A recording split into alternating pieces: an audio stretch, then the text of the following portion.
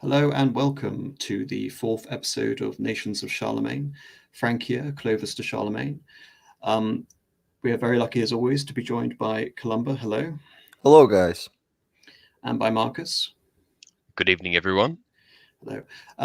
Again, just like a brief overview of what we're going to be discussing. Frank here is an incredibly important topic if you're going to be looking into the origins of Western European civilization in the aftermath of the collapse of the Western Empire. So from here, this is where we get the namesake of this series, the Nations of Charlemagne, because we're not just going to be witnessing the creation of modern France. We're going to see we're witnessing the creation of modern Germany and Italy vis-a-vis the Holy Roman Empire as well. Even though our conversation will cut short at the creation of the Holy Roman Empire, that's more of a discussion for next week. We'll be ending around the period of the Treaty of Verdun, which establishes the, you could almost say, the definitive borders of France for nearly 1,000 years. And that'll be quite a good time to stop. But in terms of like why this period is so significant, obviously, the Franks were the reason why so much of Western Europe turned over to Catholicism. Many of the other German kingdoms, the Visigoths, the Burgundians, the Ostrogoths, practiced Arian Christianity. And really, you can see the growth of the Merovingian and later the Carolingian Empire as an extension of Catholic rule over most of Europe until that point, and that will continue long after the Carolingians actually fall from the historical stage. And it's not only Aryans. We also have lots of pagans, right? Especially once you get into the east. Oh yes, exactly. So really, you can see in here this is the basis for the kingdoms of what will later become the medieval ages. So it's a very significant time and very important topic to discuss. In terms of like a kickstart for this discussion, I just want to go into the origins of the Franks themselves. Now, for any of you who don't know, obviously we've been discussing the origins of the Germans and the Gauls, and the Franks are an interesting case because they are, originally a German tribe. However, they very quickly become assimilated as they go further into the Roman Empire. Um, in terms of like their origins, I think the first time we have like tested sources are during the late third century, so around the time of the Tetrarchy. The emperors engaging, what we now know as the Franks. Roman sources, I think in particular the Augustan history. The emperors engaging them are Maximian and Constantius. In terms of like attributing a word, what does Franks mean? Well, Frank today, obviously has connotations in English. It sort of means like free speaking. And so there is this connotation in English with free, and German to the idea of being fierce, hardy, or bold. And I think what's important to note is that the Franks are lesser gens or a nation in the same way as we were discussing the Langobards, who later become the Lombards. Rather, the Franks are an amalgamation of various tribes who inhabit this region around modern day, Nord Rhine-Westphalen in Germany. So we're talking about the Camovi, the Chatti, the Tubantes, etc. And I would really, sorry, just to jump in here, and I would note because yeah, I mean the earliest attestation of the Franks is from the time of the Tetrarchy, but in terms of, as you say, it's like a sort of weird composite, right? And we do see mentions of other groups which are might be in some way related to the later Franks. Even far earlier, there was a famous archaeologist called Flinders Petrie, who I assume you guys have heard of. He sort of, he was a big pioneer in typology and such. And he pointed out there's a passage in Strabo's Geographica where he talks about the region of sort of Pannonia on the Rhine Basin, as you said, where they're theorized to have come from.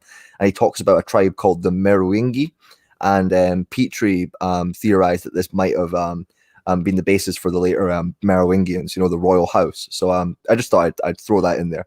oh yes, and this is very much a modern assessment in terms of where the origins are, but there are of course mythic origins attributed to the origins. I think Pannonia is assumed to be the universally considered to be the original geographic origin of the peoples who would later become known as the Franks.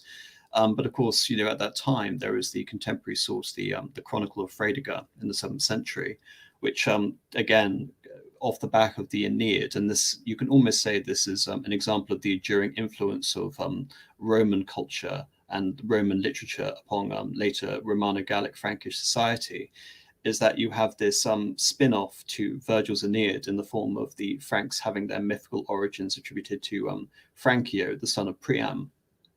And this isn't something just relating to the Franks as well. This also is the case with the mythical origins of the kings of England as well. So, yes, the history of the kings with Brutus from Troy as well. Yeah. Yes. But there's also an even more I suppose outlandish tale, which is recorded, I think, in the same source about the origins of the Merovingian, the ruling house themselves, and it's apparently one of the early kings of the Franks, Clodio, his wife, was swimming one day in the sea, and a sort of sea monster came along, and they slept together, and they gave birth to this child called Merowick, and that's where and that's supposedly where the name Merovingian comes from. And so yeah, you see these sort of very fantastic tales, and some people do argue that if you read, some of the scholars have argued that these tales are a legacy from the older Germanic mythology, but certainly there is this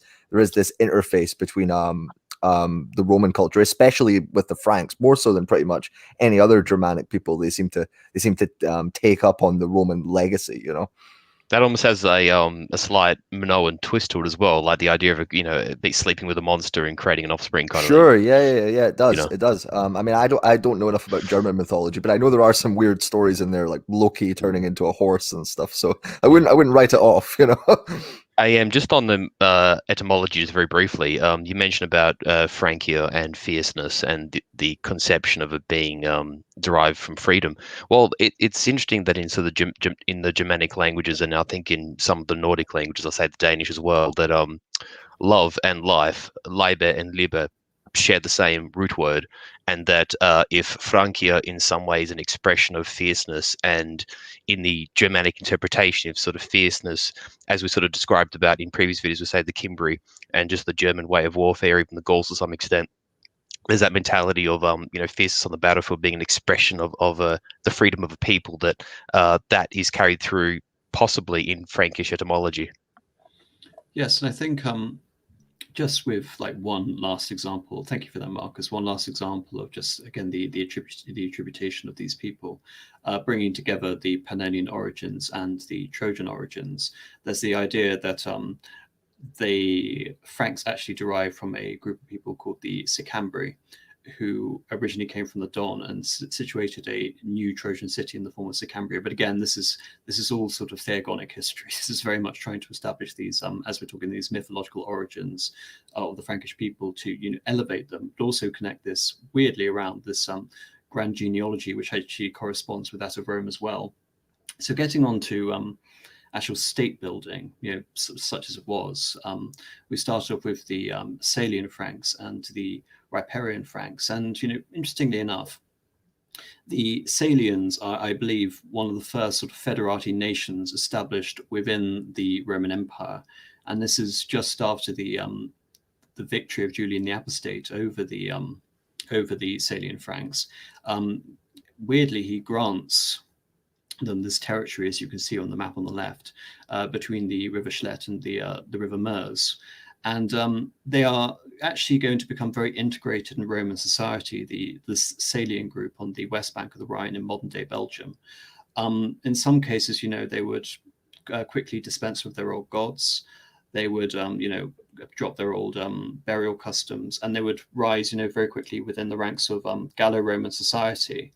Some, becoming generals and even consuls. So as we enter the late period of the Roman disintegration and the migration period, I think it's important to note that the Franks are actually quite docile compared to various other German tribes. It's only at the end of the Roman Empire do the Franks under Clovis really start to rapidly expand. Then, of course, we have the Riparian Franks on the east bank of the Rhine, and they famously take over the city of Cologne, the Roman city on the left bank of the Rhine.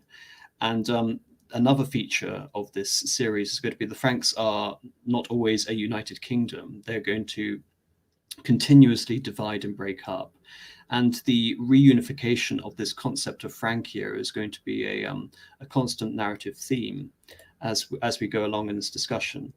And but basically you can see on this map you have the fundamental division between the west bank of the Rhine, the Thessalian Franks, and the east bank Riparian Franks. Of course, Riparian literally means just the river Franks, or the Rhineland Franks. So So and what are the sort of leading theories on why Julian allowed the Thessalian Franks to cross in? Why would he do that? Well, again, because this isn't my area of expertise, I'm much later historian, but I'm much earlier. So you should be telling me, Columba.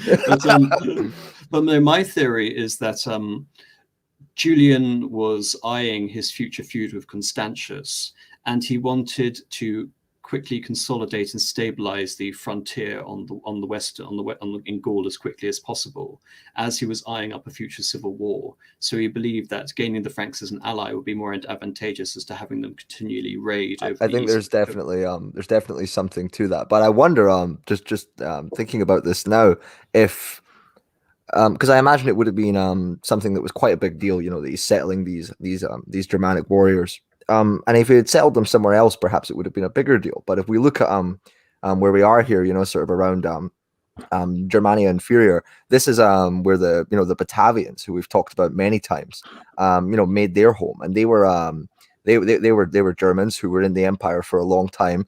Took a keen role within the military of the empire. They even served as the bodyguards of the emperor. So perhaps Julian, who of course, as we all know, is a very keen historian, perhaps he thought that if I settle them here, what with the legacy of the Batavians and the German cohorts in this area, of them being particular allies, it will be seen as less offensive, perhaps. What do we think of that? Yes, and I think that is borne out by the origins of the Franks. Originally coming from regions of Batavia, and the Frisians again being a perennial problem. However, I think in terms of its actual success, I think the Franks weren't all just assimilated and happy with the Romans, even though, like I said, they were more docile. There were examples where they would engage in piratical activity against Britannia, and in many cases cut off France and Britannia. But again, in terms of the actual sort of broader historical links with the Franks, I wouldn't be able to answer that question. That's far too specific for me, I'm afraid. There's a how can I say? There's sort of a slight repetition of history that occurs here with the Franks, and it's not unusual that it's Julian the Apostate that actually is the emperor who, you would say, introduces, or rather reintroduces, the concept of federati into the Roman military and into the Roman sort of social political sphere. In that, in a way, if you consider the way that the Republican army worked, where a Roman legion would fight alongside an allied Italian legion from the fellow Italian tribes of Italy, and they would go into battle and sort of fight side by side, and there would be sort of like this one-for-one levy system between Rome and its Italian, whether you call them vassal states or partner states or what have you. And when the Marian reforms occur, this system's obviously completely scrapped. And there's a very, very interesting comparison to be made between that old pre-Marian system that the Romans utilized in Italy amongst its Italian allies, and then the federati system that arises in the post-Constantinian era. And I think Julian, being a very erudite and well-read man that he was, would not have been ignorant of this history, and probably would have sought to have provided relief to what was one of the most vulnerable and volatile frontiers in the entire empire. And I think when you look at this period, you really see that pressure not only ramping up, but it had just experienced, the empire just experienced and endured the crisis of the 3rd century, and the Rhine area, probably lesser than the Danube, but the Rhine still was an area that had suffered pillaging and ransacking and invasion, and had been depopulated and had suffered the usual attrition that comes with such tumult. And I think all these factors would have come into play when Julian had decided to institute the federati and bring the Franks across as he did. One last point.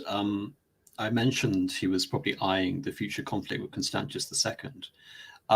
Is it possible that he was also eyeing his potential conquest of the Sasanian Empire at the same time? No doubt in my mind. I Yes, think so. I mean, again, I think he he loved his stories of Alexander and what have you. And I think he always had that in the back of his mind. I think a lot of the more ambitious emperors did. But yeah, I mean, it's a question of how do I deal with this very quickly without expending a massive amount of capital, I guess. So yes, moving on from the origins, now we get to the creation of the Frankish kingdom. But before we get to Clovis, I think it's interesting to note again the final period of the Roman Empire, because again the Franks have an interesting history there. You've already mentioned Columba, the history of Clodio, you know, attributing Gregory of Tours and the Historia Francorum, or the history of the Franks, and you know, the interesting sort of semi-mythological origin of Merovich, the supposed founder of the Merovingians. In terms of like attesting these people, we can attest Childeric, and in terms of his wealth and his kingdom, as you can see on this map, the actual sort of extent of this kingdom roughly corresponded to Belgica II or Belgica Secunda. So roughly the southern area of Belgium, originating from the, you know, the charcoal forest, and then encompassing areas such as Tournai and Cambrai and Artois. In terms of the actual symbolism of Childeric, I mean, we may have all forgotten Childeric today, but in 1653, they found his tomb in Tournai, and it was filled with these incredible sort of flying jewelry, or the golden bees of Childeric. And when Napoleon set about to create his new imperial iconography to replace the fleur de lis, he decided on the golden bee of Childeric. So there is actually some sort of, you know, ancient. Oh, I see. Yes, because Napoleon, I mean, didn't he also visit the tomb of Charlemagne, and he had this idea in his head of Yes, sort very of, much. yes, This that's really interesting. yes, again, trying to go all the way back to antiquity to find all these sources of, again, this imperial precursor to the Capetians, because of course he was looking pre-Capetian, he was looking to the Carolingians, now he's looking to the Merovingians, and this could be said to be the earliest possible symbol attributed to them, which was the golden bee. So, and again, the charcoal forest, of course, is also known as the silver carbonaria. And this, you know, extends around, as you can see on this map, with the darker green, getting into the lighter green where we see the expansion. But I think it's important to note, again, how docile they were. We have the Visigoths invading Gaul at this time. We have the Burgundians invading Gaul at this time. They crossed the Rhine at about 406 AD. After, you know, you have the very swift deposition of Stilicho quickly afterwards, and the sack of Rome in 410 by Alaric.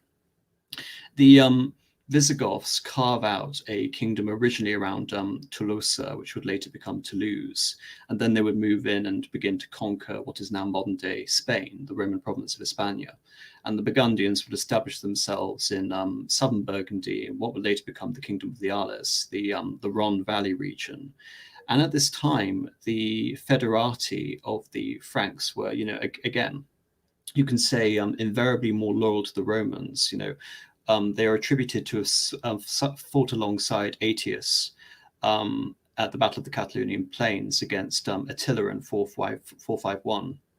And then when we have the death of Aetius in 454, and we have, you know, the general collapse of Roman authority, we then have the reign of Majorian being one of the last great Western Roman emperors, who of course is tragically slain and betrayed by Ricimer. One of his generals, Aegidius, tries to, you know, shore up Roman authority, and this centers around the region of Champagne and Ile-de-France, and this later becomes the Kingdom of Soissons. And invariably Childeric, as we've been mentioning, Childeric, who was the father of Clovis and supposedly the son of Merovich, actually basically subordinates himself to Aegidius during this time. And I think of the many titles of Aegidius, he also takes the position of King of the Franks, you know, Magister Militum and master of these federati. So in some way, you could say that the Franks actually continued on the legacy of the Roman Empire in Gaul, helping to stabilize the Kingdom of Soissons, which will become the last Western Roman rump state. Definitely, and because Duke or Dux was a sort of a military title in the time of the late Empire, and I believe one of the titles of the kings of the Franks, because there seemed to have been, references to sort of multiple kings, especially in the earlier history. One of their titles was also duke, right? Yeah. And so again, it's linking into this idea that the Franks are linking into this tradition of sort of auxiliary to the Romans and sort of the Romanized Germans par excellence. But another thing that I would ask is what was what's now Paris? Oh, well, it was Paris then as well, I suppose. But was that also in the Kingdom of Soissons? Because it was very central, wasn't it? Yes. So it's fascinating, isn't it? As you can see on this map, Soissons, I think it's just 60 miles north of Paris, and equidistant probably to Reims. So all of these cities in the Seine Valley are, which become incredibly important to the creation of a royal dynasty in France, will later become intimately associated with the Merovingians, the Carolingians, and the House of Capet. And in our stream on Gaul as well, we also talked about that area. Even in ancient times, there were a lot of sacred sites and important areas of yes. But it's fascinating. So in a way, we sort of see this extremely Romanized core in the Kingdom of Soissons. Where I assume that the church had a far stronger hold as well. Oh, absolutely. And then the Franks come along and suborn themselves to that core, which then I mean Ile-de-France is where France got its name from, if I'm not wrong, because that was one of the departments where the name came from. But then we also have Paris, which Clovis establishes himself in Paris, right? So it's fascinating to see all of these things come together so early. That obviously, knowing what we know about what came afterwards, it's fascinating to see the development of that French culture, that distinctly Romanized culture. It's really interesting. Yes, you can say that the creation of the modern nation of France, as distinct from the Roman Empire, actually happened in the last Roman rump state of the Kingdom of Soissons. But sadly, Aequidius dies in 465, and he is inherited by Syagrius, and Syagrius lasts from 465 to 481, and then Clovis becomes king at the age of 15 in 481. Clovis then effects a complete about turn with regards to Roman policy in the region. Instead of subordinating his rule to Syagrius, he goes on the offensive against Syagrius, and there are many reasons for this. I think the most obvious one being that the Kingdom of Soissons is the richest, most unpillaged, most stable province in all of France, possibly the entire Western Roman Empire at this point. And militarily, it is completely weak and independent on its federati. So perhaps motivated by greed or lust for creating. Well, we might say necessity or desperation, because as you've known, if we look at this map, it is a relatively very small territory, and Clovis wasn't particularly preeminent. He was, as you've said, he was very young. The estimates are that he only had 500 to 1,000 warriors who were loyal to him. It's important to note that whilst Childeric has this great tomb in Tournai, Clovis was really little more than a grand tribal chieftain, and so in coming up with his overall campaign against Syagrius, he has to form a triumvirate with two other prominent Frankish warlords, one Ragnacar and the other one Chaleric. Ragnacar is a fantastic name. They do have great names, these Franks. And he's successful. So he is able to defeat Syagrius at the Battle of Soissons. And with it, Syagrius, the last king of Soissons, goes into exile, going to appeal to the good nature of Alaric II, the king of the Visigoths.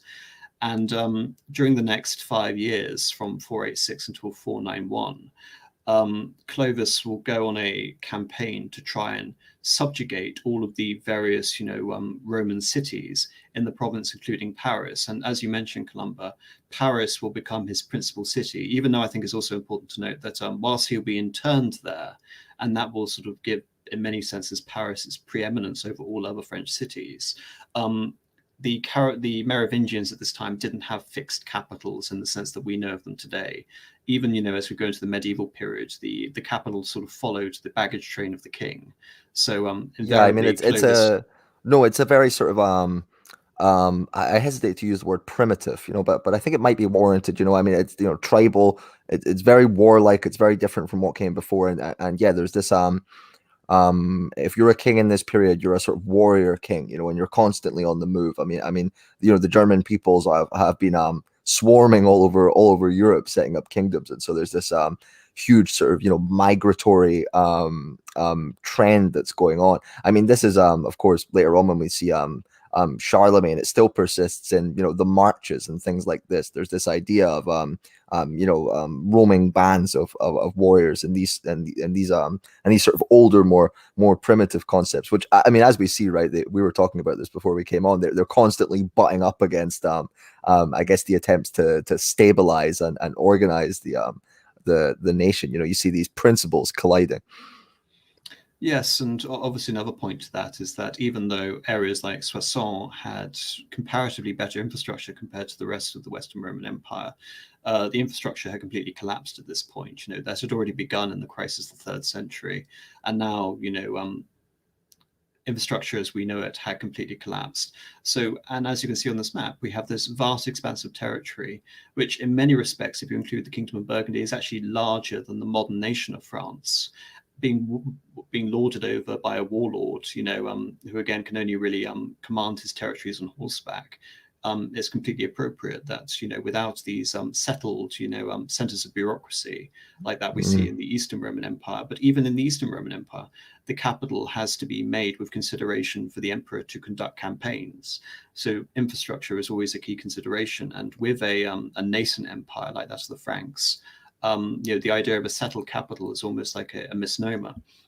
I think what's also important to note, very important vis-a-vis the pagans and vis-a-vis the Arian German kings at this time, is that Chaleric very quickly forms this relationship. Clovis forms this very effective relationship with Saint Remigus, the Bishop of Reims, who will later be responsible for his baptism.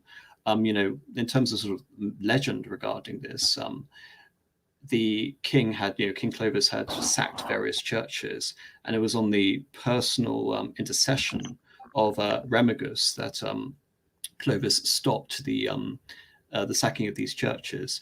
And so very early on, you see a conscious attempt of the Frankish kings. We've already seen it with their ease at assimilation in many regards, how they're willing to form these alliances with the old Roman establishment, in this case the Roman Catholic Church, in order to ease and legitimize the latent rule. And the fact that but they can still be remarkably brutal, right? Like, absolutely. I've been reading Gregory of Tours for this, and the story that you told about Saint Remigius when he's trying to get the treasure back that Clovis has taken. Clovis is, of course, I think he's a pagan at this point, right? He worships the old gods. One of the things that the Clovis's men looted from one of the churches was a grand old classical vase, like a sort of stone vase, one of these huge tall ones that they would use for mixing wine, and Clovis comes to this agreement where he's going to try and get it back. And of course, they have these older sort of tribal Germanic traditions, and one of them is after the battle or what have you, they will divide the spoils. They will throw lots and divide the spoils amongst themselves in this sort of egalitarian way. Well, Clovis throws in his lot for the giant vase or the giant pot. And one of the men says, no, I believe he just tries to claim it, but one of the men says, no, you have to throw your lot just like anyone else, and he insults the king, and Clovis doesn't really give any reaction, and we're told that apparently a year later, when he's lining the men up for review, inspecting their armor and their weapons, he comes along to the man who insulted him. And he says, your shoe is undone, or your greave is not shined, or something like that. And the man looks down, and Clovis just takes out his axe and just slams it into the back of his head and says something like, this is what happens to those who insult me. So it's. I mean, that I feel like that story like gives Hadrian. you a very. Sorry. That almost sounds like Hadrian when he said, like, I have 30 legions, I can't be incorrect, Yeah, I mean, it's very shocking, but it gives you a very good idea of the sort of atmosphere of the times, I suppose. Yes, and this is going to be sorry, Marcus, go ahead. Oh no, that's fine. Just because we've hit this point, I was actually just going to mention it before, but since we got onto the conversion of Clovis and Saint Remigius, there's two sort of considerations we probably should keep in mind here. One, what the sort of the Franks to achieve at this point and from this point onwards is in unison with the church, certainly with the conversion of Clovis and the Franks sort of adopting Christianity and not of the Arian form, but of the sort of Western form in unity with the Pope, with Rome, is they supplant this breakdown that has occurred in the western half of the empire. What was the western half of the empire? The provincial system of Rome with governors and the various duxes and the military commands. All of this has obviously just been completely brought down in a relatively short space of time. Probably you could say 2 generations. It's gone from existing to some degree to not existing whatsoever. And AM mentioned infrastructure breaking down. What we also have to think about is institutions have broken down alongside that infrastructure, and in that vacuum, what we have is a very strong Frankish kingdom which sort of forms from Clovis onwards in a relatively rapid period of time, and they do so almost hand in hand with the Western Church, and we see this pattern start in this time period, and it continues on for a very long time in France. Yes, I think you mentioned the vacuum and the Western Roman Empire, and I think this is just an interesting a point to look at again in more detail. On the one hand, we have him establishing himself, very consciously imitating almost himself as a successor to the Roman kingdom of Soissons. But on the other time, he's also cultivating relationships with the other principal barbarian power broker of the region, which is Theodoric the Great. Theodoric the Great himself was also very conscious to establish himself as a ruler in deference to Roman virtue, Romanitas, and indeed to the Eastern Roman court. And at the same time, he was also cultivating positive relations with the kingdom of the Visigoths. In fact, towards the end of his life, Theodoric would actually be elected as the king of the Visigoths as well. So you can almost say that the alliance of Clovis and Theodoric the Great in tandem at this beginning of the 6th century actually represents some form of continuity of Romanitas through these various kingdoms. Because even though Theodoric the Great is an Arian and will never convert to Chalcedonian, later Catholic Christianity, he never, imposed a policy of persecution and was, very deferential towards the various religious controversies, emanating between the Pope and the Eastern Roman Empire at the same time. And Indeed, also, very true. I suppose we could say, because the institutions did break down. I mean, we've talked about in the last show we did about the huge imperial bureaucracy that existed, in the late empire, and that this was breaking down big time here. And so what we see is in a lot of places is the church take up those responsibilities. The church. I mean, for centuries in this period, if a king wanted to send a letter or even have a letter read, because many of the kings couldn't read, they would go to the churchman, and the churchman fulfilled that role. Yes, the church in many sense was the upholder of civilization in this respect. I mean, many of the kings, virtually all of the kings we're going to be discussing from this period throughout the hundreds of years we're going to be discussing, are illiterate. And so they rely on the clergymen to be the bureaucratic class. They rely on them to be the chroniclers and the lawmakers, because of course these kings were great lawmakers. Roman law continues throughout this period. And you have the creation of some of the most significant law, which is going to affect in particular succession throughout all of European history, which is Salic law, which again derived from the word Salian, which is constituted around the year 500. And this basically, creates agnatic succession. It still exists today. It still exists today in Liechtenstein. In terms of other sort of references to Rome, of course, the baptism obviously was an attempt to woo the Romano-Gallic aristocracy and the clergy, yet at the same time it alienated his generals. I mean, you talked about how ruthless he was.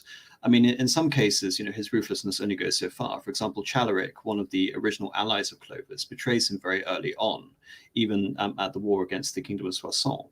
and he's put in a monastery until 507. And this is another form of punishment, which is going to be seen. The Yes, cloistering because of I these believe various they would officials. I wouldn't they because if you were put into a monastery you would be tonsured. They would cut your hair. And if Yes, you and exactly. in Frankish culture long hair was very important. You know, I mean the Absolutely. Merovingian dynasty, they were called the long-haired kings. You know, they were Yeah. because Franks wore their hair short, and the long hair was a sort of symbol of you know, your sacred kingship, I suppose. Yes, and so the tonsuring of these priests, it could almost say it's like an imposed form of effeminization. But again, taking away your military prowess, in particular, your ability to command respect in the army. But even in the case of Chalarik, this only went so far. Clovis decided to have him executed anyway in 507. When it came to Syagrius, I mentioned that Syagrius retreated into the Visigothic kingdom. Well, Clovis wasn't satisfied until Syagrius was killed. So the Visigoths, trying to pander to this new supreme warlord in northern Gaul, sends over the head of Syagrius on a silver plate, literally. When it comes to the other member of the triumvirate, Ragnar, Ragnar doesn't convert to Christianity, importantly, and he represents the tumult within the Frankish camp as it pertained to the conversion away from paganism. And so he began to be the center of various intrigue, regarding the disaffected nobles who Oh wanted to yes, return I to read this. paganism. And Yes. so Ragnar was, killed as well.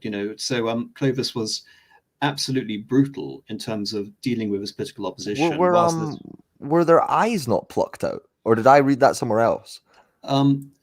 Blinding, yes, was a common Blinding feature of this was time, and again, that was imported from the Eastern Roman Empire. I mean, this idea of blinding the Eastern Roman Empire, no, it happened in the Frankish Empire at the same time. I mean, even as late as Bernard, the son of Emperor Louis the Pious, was famously blinded, and he was actually killed in the process. So no, mm. blinding did go on during this period as Yeah, I well. mean, it only really stopped in the sort of I guess, you know, once you get to the high Middle Ages and this sort of culture of delicacy develops, you know, Yeah. and all these old events have become the subject of, you know, the Song of Roland and things like that.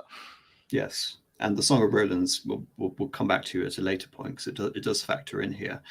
There is sort of one exception to Clovis's conquests, which is, of course, the kingdom of the Burgundians. He defeats Gundobad, Gundobad having been the last sort of barbarian grey eminence of the Roman Empire before his conquest by Odovacar, before returning to become king of the Burgundians, in fact. But Gundobad, manages to avoid being conquered by Clovis, instead resulting into a tributary existence with him, a vassal lord existence. However, Does he not marry off his daughter to Clovis? Is she not how he converts? She's a Catholic, no? oh yes, yes, yeah, I think that's slightly before. That's Okay, I think sorry. that's yeah. So sorry, no, just trying to remember. He also, I think it's also important in terms of royal marriages to note that Odoflea, the daughter of Clovis, is also married to Theodoric the Great at the same time. So yes, a lot of royal marriages are going on. One last important point to note is that you could say the firm borders, the hard borders of Francia, were really at the River Loire, because even though Clovis would conquer Aquitaine, and this again is important to note, Aquitaine had been the original source of power for the Visigoths, and it had a large Chalcedonian Christian, later Catholic population, and so Clovis had his pretext to take over this region nominally as a religious liberation of this territory. However, even though Clovis would take over this region in 507 after the Battle of Vouille, in which the Visigoths were pushed out of most of France, with the exception of Septimania in the south, this region would basically be, a frontier province, and also the source of many civil wars, right up until the end of this period we're discussing. So it's never going to be a hard conquered province. It's never going to be a stable province. And so in terms of the location of power in France, it's always going to be in the north. It's always going to be around Belgium and the Champagne region and the Ile-de-France, I or mean, I even suppose that's Alsace. yeah, that's their sort of their core, if you will. But what about I mean, I don't know if they count. I don't know if you want to discuss them, but what about the Bretons? Because I know almost nothing about the Bretons. How come they resisted conquest? Yes, the Bretons, of course, they weren't as we discussed on our stream regarding the Gauls, the Bretons were actually Brythonic peoples. They Yeah, weren't yeah, Gallic sure. peoples coming over from Conan Meriadoc. In terms of the Breton conquest, I actually don't know as to how they were able to I think they quickly entered into, because they weren't conquered under Charlemagne either. They remain independent throughout most of this history, and they only, I think, voluntarily assume a vassal-lord relationship with France much later on. And Brittany only becomes part of France in the 16th century. And it's not through conquest that Brittany is brought into France, but it's through marriage that Brittany is brought into France, because I believe Henry II is essentially the inheritor of both the thrones of France and Brittany. So Brittany is actually never conquered by France during this entire time, kind of like Scotland. It is brought in through marriage. I suppose it's because again, the larger powers around them are busy fighting each other, I suppose. Yeah. Also, Yes, sorry, also Marcus. there's no, that's all right. There's a geographical context to consider with the Bretons as well. Is that in comparison to sort of the rest of France and where the rest of its borders and geographical features feature in relation to its neighboring regions or what have you, sort of Brittany is relatively isolated and almost unimportant. And one thing to potentially keep in mind is that as you both guys have mentioned, that the Bretons were not themselves Gallic, but were a Brittonic people that sort of invaded and crossed over the Channel, sort of did a, you might say, very, very early Normandy. What would be true is that that portion of Gaul probably would have been the least Romanized. And so if the sort of the peasant landed population of Brittany had not been quite so Romanized as the rest of Gaul, then when the Bretons would have crossed over the Channel and invaded, though they weren't of the same stock, strictly speaking, there would have been a closeness which would have been more true between the Brittonic peoples and the inhabitants of Brittany than in any other situation. I don't know enough about that really I'm just on it. I'm not saying that as certainty. I'm just saying that as speculation, just for ourselves and for the chat, just a a bit of a thought bubble. Just while the map's up, can I just quickly make one more point? Sure. Interestingly enough, if you it's been something that was brought to my knowledge only recently, actually, is that at this point in time, with the collapse of Rome, the South itself, because very little in terms of warfare occurs in the south of Gaul, you're talking Toulouse, Narbonne, Arles, Marseille, etc., are relatively unharmed through this process. Very little takes place there in a warfare context, and so these cities are relatively intact. Their populations are intact, and the infrastructure is mostly unharmed, to the extent where even at this time this map's been made, so you're talking 400s, 500s, Greek is still actually spoken in Marseille at this point by pockets of the population. And the kingdoms, the kingdom that the Franks set up in the north, the kingdom of Soissons, and then with the conquest of the Roman sort of residual kingdom of Syagrius, the Franks do manage to rebuild in the north relatively quickly. Because if you look at the migratory patterns of the Suevi and the Visigothics into Gaul, it's actually almost, you might say, where the northern fringe of the kingdom of the Burgundians are. It's sort of through the guts of France. They sort of cross the Rhine in what is sort of Monday, Alsace-Lorraine, and sort of do a beeline from there straight to the Pyrenees. And so south of that line, Gaul is relatively unharmed. And like I said, in the north, the Franks rebuild the northern provinces relatively quickly. So as much as a lot of tumult has occurred in this period, swaths of France, or what would become the nation of France, aren't as debilitated or as ruined as we might first assume. Yes, probably with the one exception being the immediate left bank of the Rhine, all Germania, inferior Germanic spirit, but also the region of Aquitaine, because this is going Indeed, to be yes. the region most conflicts during this period. But just some final thoughts on Clovis. After Clovis has dealt with Chaleric and Ragnacar and solidified his power. In terms of the Romanization process, I think it's also important to note that we mentioned with regards to the Ostrogoths and later the Lombards that there is this distinction between barbarian law, German law, and Roman law. However, even with Clovis, we begin to see a more dramatic assimilation, which again muddies the waters when it comes to looking at the Franks as a distinctly Germanized people, because you could say they become assimilated into this Romanic Gallic culture very quickly. Clovis calls for a council at Orleans in 511. And among the 31 decrees, the most important thing, obviously duties and obligations applying to all the subjects of the Kingdom of the Franks, but the important thing is that these apply to the Romans and the Franks. These aren't separate laws, applying to the Roman citizens and the Frankish citizens. There is a conscious attempt to blur the lines between what is a Frank and what is a Roman. So you can almost say that the Kingdom of Soissons actually conquered Clovis rather than the other way around, that this is, again, an extension of the Kingdom of Soissons under a different dynasty, under a Merovingian dynasty. But what would you say to the, I suppose, the sort of Evolian counter argument there? This idea of at this period, what we see, I mean, yes, we have these sort of attempts, these laws that talk about that apply equally to Franks and Romans, but it's still very clear for centuries, who is in charge here, right? Yes, I mean, the aristocracy. In terms of creating an aristocracy, yes, but there are also Gallo-Roman aristocrats, but even though, as you mentioned, Columba, yes, most of the high aristocrats, the magnates, are going to be, from this Frankish stock. The two principal classes being, of course, the Merovingians and later the Pippinids.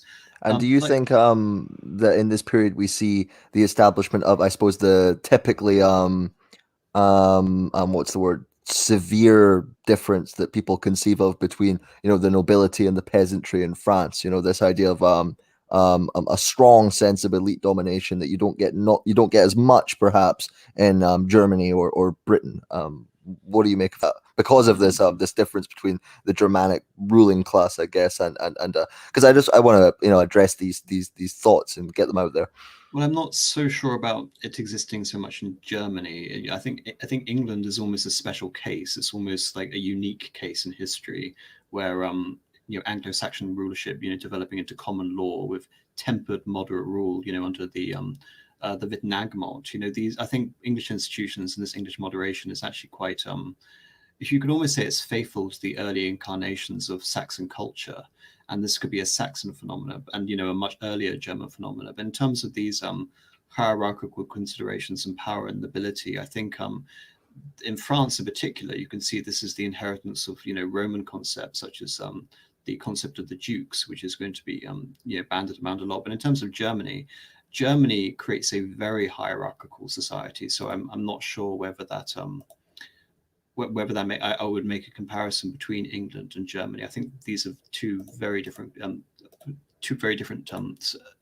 conversations to be had.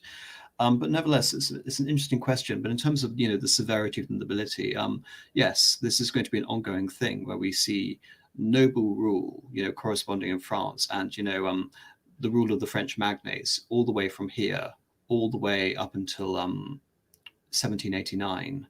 And they're always going to exercise a considerable power over the population. And we're going to see very little in terms of popular participation during this time, even though that's not a continuous thing throughout all of this history. One last point to make about Clovis is that Clovis would actually achieve the rank of consul. I think Anastasius, who is emperor of the Eastern Roman Empire, and the Pope, on separate occasions, the Pope declared him a patrician, and Anastasius actually made him his co-consul in the West. So there are many attempts by the Roman Imperial and the Roman religious establishment to ingratiate Clovis into this new sort of post-Western Roman world. And I think in terms of, again, another theme which is going to dominate this discussion is the idea of divisio regnorum, the division of the kingdom. And it's going to be very frustrating because we're going to be covering it many a time over. But Clovis, rather than preserving the integrity of his kingdom, which again is a very Roman concept to do, this idea of an indivisible whole, permeating around a capital, Clovis, adopting the tribal structure of rule, is going to divide his kingdom among his various sons. In this case, he's going to divide his kingdom into one based at Orleans, one based at Paris, one based at Soissons, and one based at Reims. But they're not even. It's not as if he splits it into like 4 quarters, right? It's like a son will have a patch here and a patch there, and the idea is to make them equal, but not necessarily geographically contiguous, right? No, and this is the thing. These borders are going to change considerably a long time, and these are going to consolidate into new regions.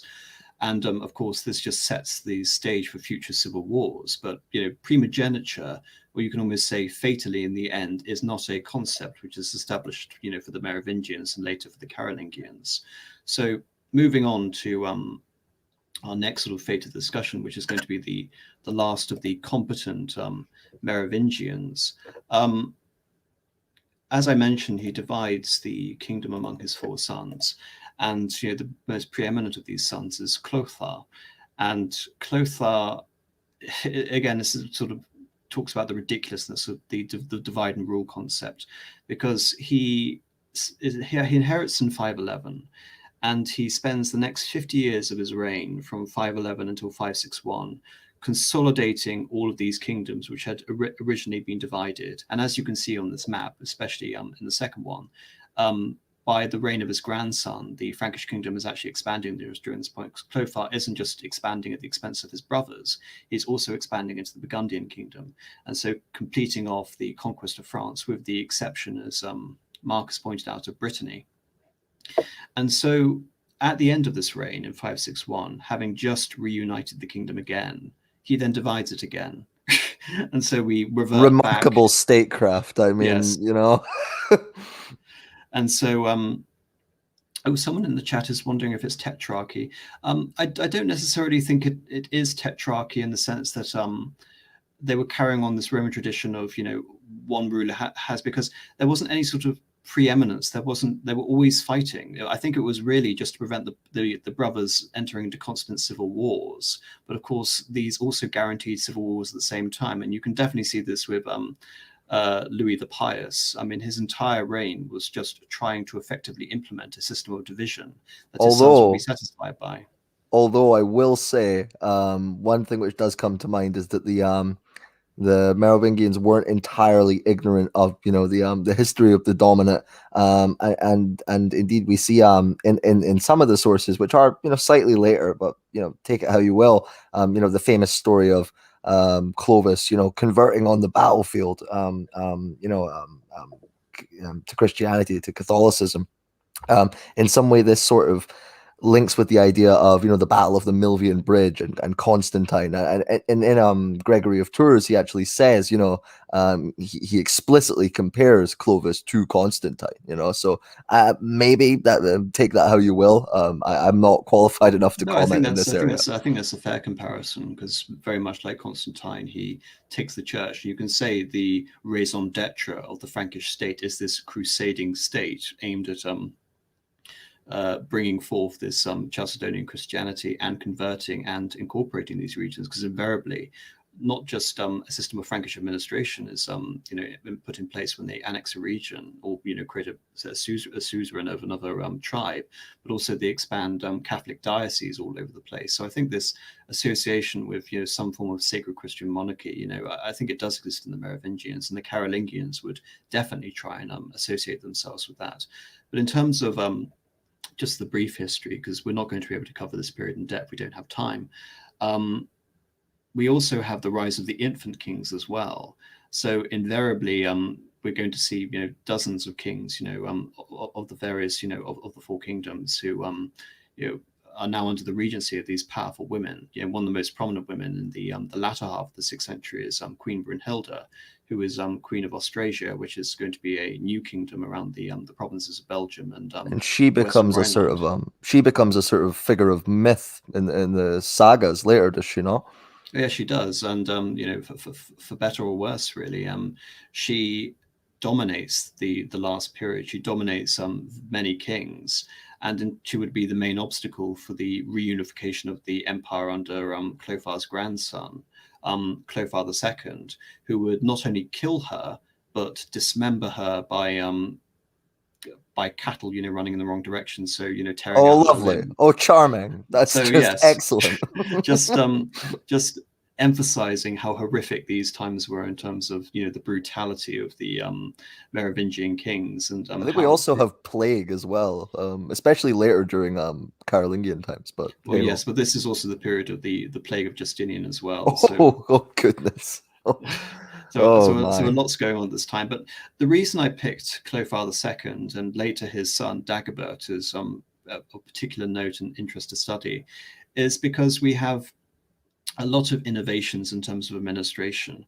We already had the position of mayor of the palace, which had been created, which, officially was kind of like a royal chamberlain. You were effectively only in charge of running the actual palace itself. Yeah, I But mean it's over time, major domo, right, which is literally yes, sort of master of the house yes. or captain of the house. Yeah. Exactly. But the position of major domo over this time, especially during the reign of Clovis II, would evolve into a position of effective, supreme minister and, later even sort of hereditary steward for life, in which the actual king would have no control over who to appoint as master of house. And this really comes into fore during the reign of Clovis II. Moreover, in the reign of Clovis II, we have the abolition of these former, four kingdoms and the consolidation around these three new kingdoms, namely Austrasia, which would consist of, Belgium, the west bank of the Rhine, and northern France; Neurasia, which would include the regions of Normandy and Ile-de-France; Burgundy, of course, which would include the region of the Rhone Valley; and then there would be the ad hoc fourth kingdom, which would, be constantly switching sides, and also would be invaded by the Visigoths at the same time, which would be the kingdom of Aquitaine, which, as we mentioned, was kind of on the periphery in terms of Frankish power, because Frankish power was really between the kingdoms of Austrasia and Austrasia. In terms of like the expansion of the mayoralty itself, in 6-7, under the influence of Vanicare, who was the I believe he was the major domo of Burgundy, King Clovis was almost had the decision imposed on him to make that position a hereditary appointment, and he did so simply to try and shore up the position of the governors in his realm. But of course, that actually meant that most of the military and legislative decisions were now out of the king's hands.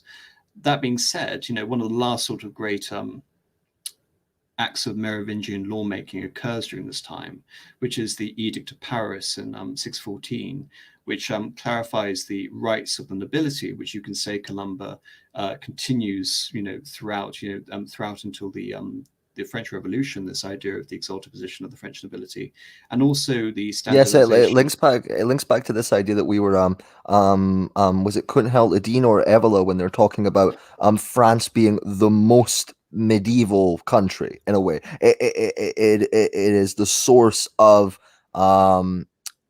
medieval statecraft and culture, which then turns into the West, basically. Yes, I mean, and you that's can why I see it think with this. the troubadours or with this the codification of tribal law, but not only the codification of tribal law, right? It's a synthesis of tribal law with the Roman law. Yes, It's well, and so you see just the roots of everything here. Well, I think, of course, we have tribal law in the case of the Lombards, as we discussed, but I think in this case, it is the specific laws referring to the privileges and nobility. So the conception of a seigneurial system, the idea of the seigneur, the lord, as distinct from the commoner or the masses.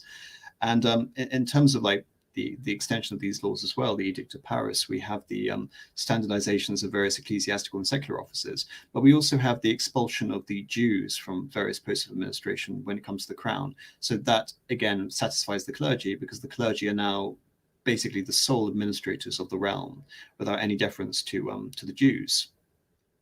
So Clothar dies in 629, but not before he is compelled by his nobility to make his son Dagobert, puppet king of Austrasia. And Dagobert, you can say, is the last effective de facto king of the Merovingians, de facto in the sense that he actually rules, as opposed to being dominated by his ministers. From 629 until 634, he controls the three kingdoms of the Merovingians. And, he's also noted for his, extreme wealth, and the fact that during the middle of the 7th century now, the empire is, very wealthy, especially when compared to other parts of Europe as well. There are secure trade routes, infrastructure is stabilized, even though there are various conflicts between the major domos and the mayoralities of these kingdoms. There is relative harmony. Yeah, That being because for a long time, a lot of these areas had been reduced to pretty much a sort of subsistence lifestyle, right? yeah. Yeah, now you've got major surplus and trade again. Yeah, and the church is also, and we begin to see churches being raised, increasingly at this time and what have you. Yes, and I think in terms of like talking about how irrelevant Aquitaine was and how poor Aquitaine was, there was a brief civil war at the beginning of Dagobert's reign in which a contender, Charibert, vies for the throne, and as a consolidation prize, basically Aquitaine is given to Charibert. Again, as we mentioned, just re-emphasizing how wealthy the north was compared to the south, but this doesn't last very long. Dagobert only rules for 10 years, and after 5 years, he is actually compelled by one of his major domos, Pepin of Landed, the major domo of Austrasia, to concede basically a child monarch for the major domo to rule, to basically rule in his stead. And the reason why this is significant is because Pepin is really where we see the beginning of the ascendancy of the Pepinids. The Pepinids being the dynasty that will later become the Carolingians. So this is the dynasty that's going to produce Charles Martel and Charlemagne. And they start off as major domos originating around this northern kingdom of Austrasia. Dagobert dies in 639. And in terms of, again, continuity with the rest of France, because if this series is nothing else, it's trying to elucidate the connections between, French, German, Italian history and continuities, starting from the beginning. Dagobert becomes the first king of France to be buried in the Basilica de Saint-Denis, which of course is the royal chapel of the kings of France. And this, Yes, again, I believe Henry IV, when he turned back to Catholicism, was baptized there, I believe. Henry IV, when he turned back to Catholicism. Sorry, remind me. Or converted to Catholicism, because of course you had the sort of Huguenot controversies and the Oh, yes, Protestant sorry. I thought controversies you were talking about far this. later. Oh, Yeah. yes, sorry. Le bon moi ennui. Yes, sorry. Yes, Ennui Gap. He's an interesting man in a lot of Sorry, I ways. wasn't But sure which Henry IV you were referring to. yes, But there's a couple, isn't there? Just to because keep things simple. there's also Henry IV of England was obsessed with Saint Denis, so that's why I got a little bit confused. Oh, But I see. yeah. Okay. So yes, this is really where we have the apogee of the Merovingian dynasty of Dagobert, and from here it's going to be downhill all the way, and all the various kings are going to become more or less puppets, the major domo, and this is really when we enter a succession war, which results in the ascendancy of the Pepinids, which again is an interesting and makes this period even more complicated. Pepin II of Herstal becomes the major domo of Austrasia in 680, and he's involved in this succession war with, so it happens, another major domo. So the kings are basically irrelevant at this point. Basically, the kings are there to confirm the legitimacy of the major domos. Yes, we're told of the kings turning up to the palace, in a cart pulled by a donkey. I mean, yeah, Yes. they're just sort of in penury. This almost has a like an eerie similarity, like to the situation of the emperor and the shogunate in a way of Japan, much later in history. I think the difference is that the shoguns were head of a nominally martial class. They weren't sort of competing for the dignity of the emperor in a deliberate respect. I mean, they never usurped the emperor, and this is a situation that lasted from Minamoto Yoritomo all the way up until Emperor Meiji in 1868. So we're talking about 700 years where the emperor, you can almost say he adopted the position of almost like the master of court ceremony, where the object of all cultural and spiritual life originated around the emperor.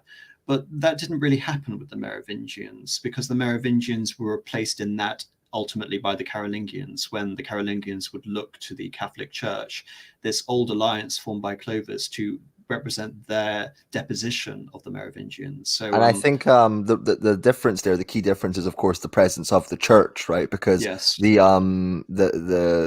sort of sacred duties, I guess, most of them go to the church, whereas in Japan, from what I know anyway. The emperor is descended from the sun goddess, right? Yes. And he Yes. took on a sort of role of it reminds one of in early Roman history, the Rex Sacrorum. Once the Republic is declared, you still have a king, but you're sort of the king of ceremonies, because kingship is explicitly linked with the fulfillment of these sort of pagan rituals. Yes, and when it came to like Portuguese observers in Japan during the 16th century, reports going back to Rome in particular would emphasize the fact that daimyos like Oda Nobunaga, or the latter of the Ashikaga shoguns, were the kings as equivalent in Western Europe, and that the emperor was effectively a pope. Well, I suppose that was more believable because they thought Japan was much larger, right? They did. Well, so before we go to yeah, I feel like that's a real tangent. I apologize for that tangent. That was entirely my fault. We're talking about the civil wars between the major domos. So Pepin II of Hirschtal's major opponent at first is Ebrion, who is defeated by Pepin at the Battle of Louis Feu in 681, and then he's assassinated. And again, just to emphasize the fact that the stewards now competing over the power themselves, their own civil war, so to speak, completely eclipsing the Merovingians. I think in many cases, when it came to the battle, the major domos would actually bring along the king just to observe what's going on. Yes, I'm nominally your minister. This is kind of what's happening. This is what happened with the Battle of Tertry. When we have Pepin finally uniting the Frankish realms of Neustria, Burgundy, and Austrasia, and he becomes this situation came about because the sort of last unified king, when he was getting old and he had to pick this child successor, there was a disagreement, right, about the child successor, and so then things kicked off again with the major domos, right? Well, in terms of the child, this is a thing that happens again and again and again with the various successors. I mean, obviously the major domos always wanted to appoint infants, so they would have at least 10 years of completely untrammeled rule, and then the king would enter his majority and would attempt to rule, and then he would invariably get assassinated or killed in a civil war. And reminds me of Rome. It really does. Again, but no, the king you're referring to is Theodoric III, who was trying to create a new succession, and he's brought along by his major domo of Neustria, Bershar, but he's defeated by Pepin. And so Pepin creates this novel situation where he is now master of all the palaces of all the kingdoms of Francia. And he's in this position for 25 years, where he's basically, and again, there's this new title which is created to represent the this new unification of all of the prime ministerships, which is Duke and Prince of the Franks. And he then begins to adopt, the martial position of the Frankish king, and goes on various campaigns against the Alemanni, the Frisians, the Franconians, and the Saxons. And I think it's important to note these tribes along the east bank of the Rhine are going to be sort of perennial foes for the Frankish kings. And they're always going to be wanting to expand in there and create their suzerainty over these various tribes. And this is where we get to the hero of the story, which is Charles Martel. Charles Martel, interesting enough, wasn't supposed to succeed his father Pepin II, due to some court intrigue involving the fact that he was a bastard, and the fact that his mother wanted to place Pepin II's grandson on the throne. So he has to fight a 3-year civil war, again bringing up all these various complicated dynamics with all the kingdoms having their own kings and wanting to put their own major dome on the throne and their own royal families, etc. But nevertheless, after 3 years, Charles places his own king, Clovis IV, and then he dies and he places another king, Chilperic II, on the throne. And Chilperic II, is basically put there just to legitimate Charles Martel's major domoship, mayoralty.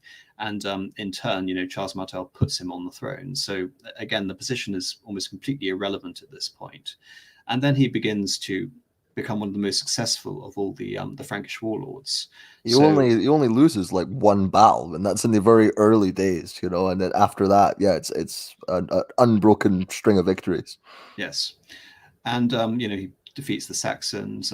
He goes and invades Aquitania. Various times he imposes his rule over Franconia, and there were always sort of wars with Bavaria at the same time, and Swabia. I think what's also important to note is that, as I mentioned, Aquitaine was, so unruly and was constantly being fought over. So much so that there was actually a period of independence under their own effective duke known as Odo the Great. And we all remember Charles Martel as the great victor of the Battle of Tours Poitiers in 732 against the Umayyads under Abdul Rahman Al.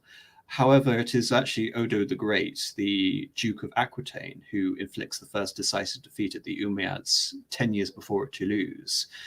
Nevertheless, he's kind of lost in the complexity of history, because invariably he's always siding against the Umayyads and then against Charles Martel, and forming various alliances with him.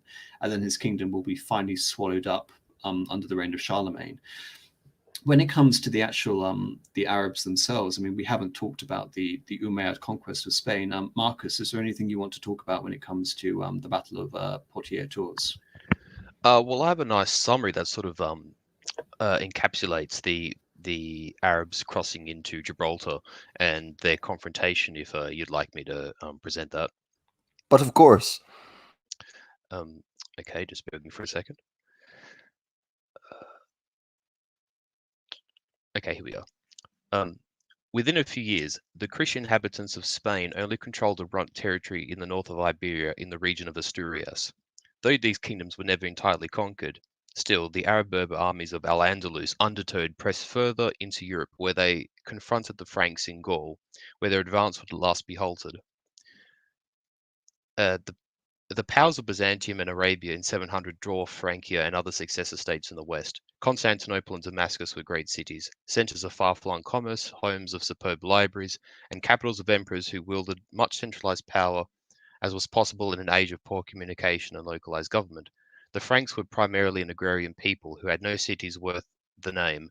They boasted just a few monastic libraries of any note, and their territory, divided into various Merovingian realms, had no effective centers of government, certainly compared to those of the Arabs or the Greeks. It was around the same time when the Muslims were crossing the Straits of Gibraltar into Spain that Francia would undergo a massive transformation during the Carolingian and Merovingian and Carolingian dynasties, especially so under Charlemagne. For in his realm, the various cultural ingredients of the past, Gallo-Roman, Christian, and barbarian, began to merge together into a new synthesis. So that the elements that constituted post-Roman culture in the West thus became the basis upon which the various kingdoms of Western Europe would emerge. This mingling of Gallo-Roman, Christian, and barbarian traditions slowly created new European culture. It was chiefly thanks to Charlemagne's grandfather, however, Charles Martel, that ensured that this cultural fusion was given necessary time and space as to materialize.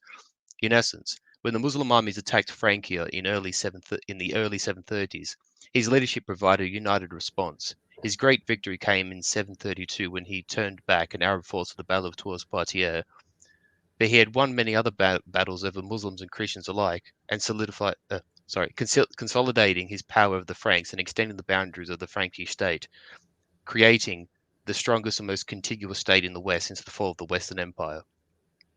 So that was just the summary there of the situation. Yes, I think that's a nice summary. I think just to emphasize how much of a threat the Umayyads were and how significant this is. We mentioned on our last stream, talking about the transformation of Rome to Byzantium, how at the beginning of the 630s they had taken over Syria, they had taken over Egypt. By 650 they had taken over the Sasanian Empire, one of the great empires of the time. Of course, the next decades, the 7th century, the Umayyads would take over North Africa, which was again one of the wealthiest provinces of the Roman Empire.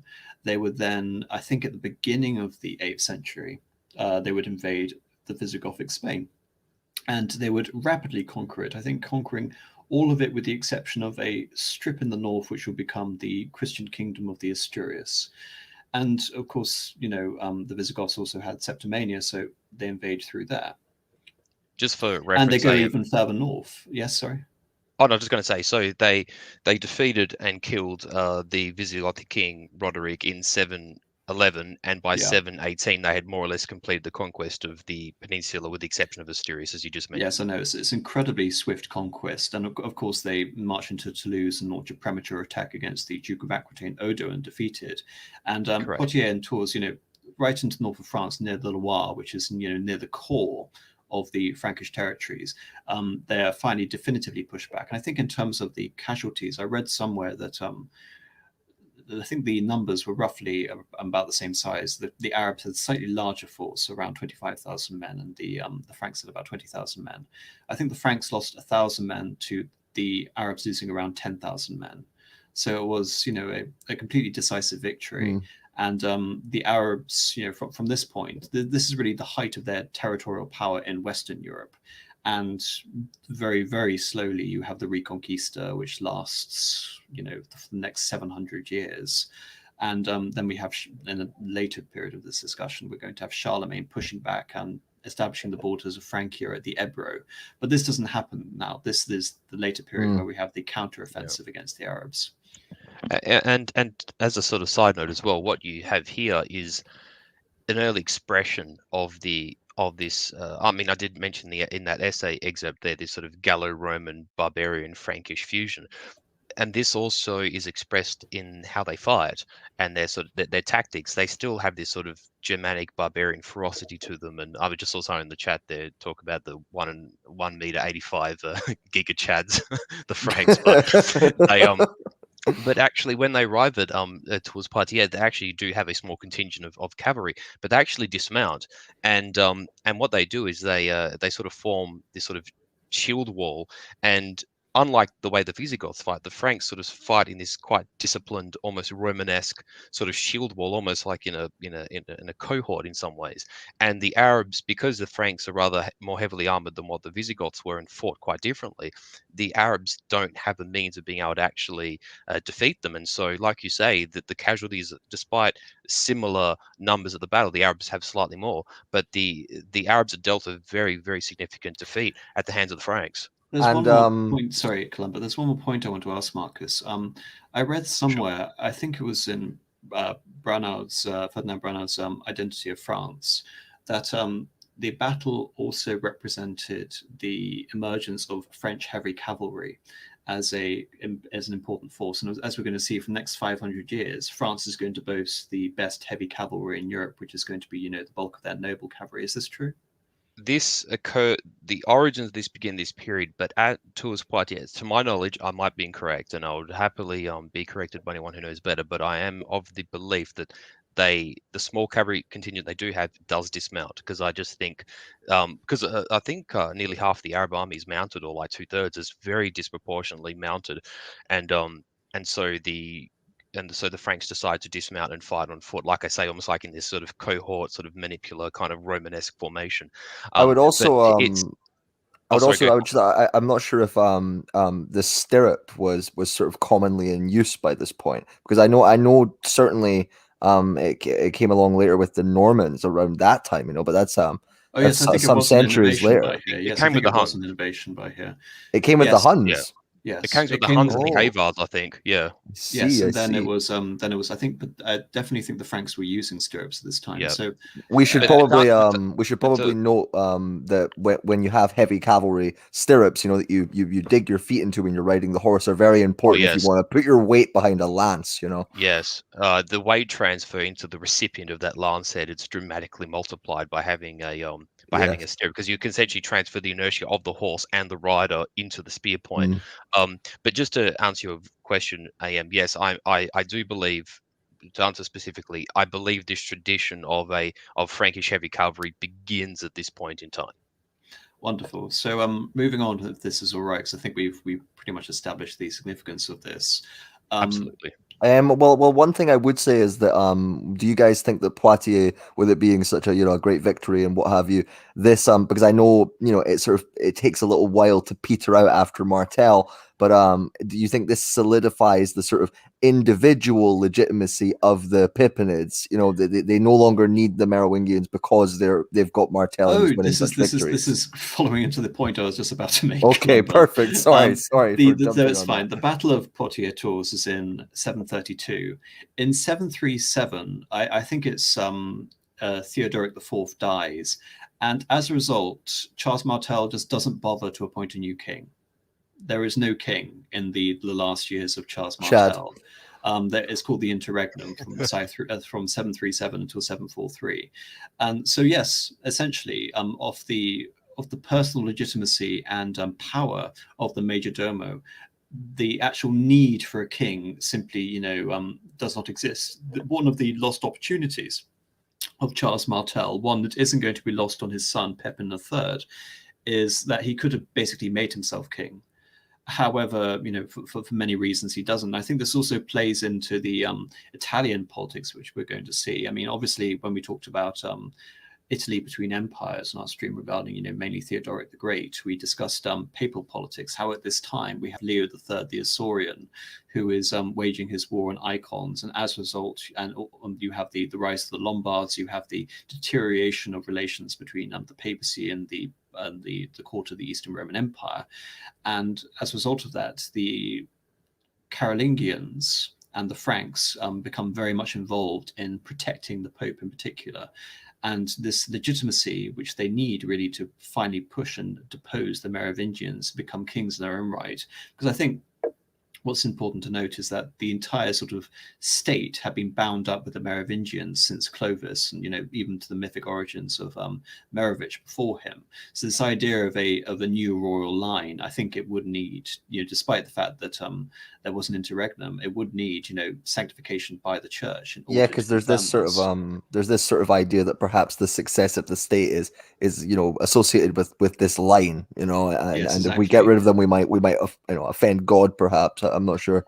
Exactly, and I think we've also mentioned the dividing of the royal estates. What's also important to note is that the major domos do this as well. So it's not just the kings who divide their estates; it's also the major domos. So Charles, when he dies in 741, appoints his two sons, Pepin III and Charlemagne, to be essentially the rulers in all but name, the kings in all but name of the empire. And luckily for Pepin III, Charlemagne decides to retire 6 years into his reign to live a cloistered existence. And as a result, Pepin III becomes the sole king. But he decides, interestingly enough, that he needs a king. So he appoints Childeric III to be the last of the Merovingian kings, and then only 8 years later forces Childeric into a monastery and gets Pope Zachary, one of the last of the Byzantine popes, to elevate him to King of the Franks. So, one wonders, why the about turn, why he bothered to appoint a king, and then only to force him into a monastery. And nevertheless, Pepin uses the papal legitimacy, again, confirming the original alliance with Clovis and what was his name? Saint Remigius, which founded the Merovingian dynasty. Now we're having papal sanctification of the Carolingian dynasty. And this is only sort of bolstered throughout the life of Pepin, because Pepin, again, is invariably involved in the protection of the papal state vis-a-vis the Lombards. The popes are wanting to hold on to the territory of the Exarchate of Ravenna, i.e. the territory between Rome and Ravenna, which corresponds to most of central Italy. And Pepin confirms this. He confirms this in the Donation of Pepin. And in response, Stephen II, the last of the Byzantine era popes, visits Paris. And, as a result of the securing of this donation, of this temporal power of the popes, which will, evolve into the papal states, Pepin receives the title of patrician and basically receives, holy sanctification of the Carolingians and, all of his successors, even though they're not the Carolingians, that's going to be an invention by Charlemagne, but still the Pippinids. This dynasty is going to have official papal sanctification. And you can say from here, this is going to be an ominous source of all the conflicts between the Ghibelline and the Guelph factions in terms of the fight between the emperor and the papacy starts here, because it relies on this fundamental alliance between the two factions. And also Pepin is, probably the last king to finally subjugate Aquitaine, even though he doesn't do it definitively, and he dies in 768. So now we get on to the most famous of the Frankish kings, who everyone should know, who is Charlemagne, of course, Charles the Great. Yeah, I mean, I would note as well. I mean, the name Carolingians, for anyone who doesn't know, Carolus is the sort of Latin way of saying Charles, and so the Carolingians comes from Charles. Absolutely. Invariably, when you hear, like the Jacobites, for example, these are Latinizations of titles. So Jacobus, James, etc. And of course, Carolus, Charles, and that's where we get Carol and various Slavic languages pertaining to Charles. But anyway, moving on to Charlemagne. I think one point to note is that, of course, we laud Charlemagne for his accomplishments, but I think it's clear to see that Charlemagne was basically inherited a position of supremacy already. The Franks had already established this effective relationship with the Pope. They'd already received this divine sanctification. His dynasty of the Pippinids, now the Carolingians, had already achieved total supremacy and outlasted the Merovingians. And in terms of the actual military power, which was confirmed at Tours Poitiers, the Carolingians are really without any comparable opposition, except perhaps the in the Western Christian world, certainly, but without the Umayyad, which would later become the Abbasid Caliphate, and the Byzantine Empire, Eastern Roman Empire in the east. They're really without rivals. So I mean, also man for man in terms of quality, they're probably better as well, but that might just be my opinion. So I think you can almost say that Charlemagne really represents an apogee. He's not. I think his greatness is slightly diminished in the fact that he had inherited such an effective post. And I think also one of the effective things about Charlemagne is that he very early on was able to avoid a possible civil war with his brother Carloman. As I mentioned, one of Charlemagne's first acts as king is to consolidate his father's conquest over Aquitaine. As we mentioned, Aquitaine was always the loose province in the realm, and decides that this time the Franks are going to completely consolidate this region, and we are going to colonize it. I'm going to establish a royal basis of power here. I'm going to set up administrators here. I'm going to send missionaries in here to act as, you can almost say the propagators of Carolingian culture at the same time as Roman Catholic religion. But you could almost say this was, a first concerted attempt to really adjoin Aquitaine to France, because, of course, even going into the revolutionary period of French history, southern France, the Pays d'Oc, the Occitan regions of France, had many sort of linguistic differences with the other langue d'oise, the other languages of France. And there is also this strong Mediterranean association. You've already mentioned, Marcus, the connection in particular in Marsala to Greek civilization.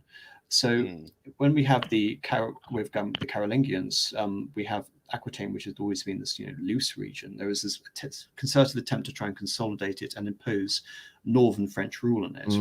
And these things do sort of continue for a long while in terms of the distinct language differences. I mean, even later when you have the English coming in, people like Richard the Lionheart, I believe he spoke Occitan, and he got called like Occitan as a nickname, which is sort of yes or no in Occitan, which I thought was yes. I mean, it's a long time after. Richard the Lionheart, of course, came from this region. His mother was Eleanor of Aquitaine, and she had she had intended that he would inherit this region. So of course, there is the direct territorial continuity there.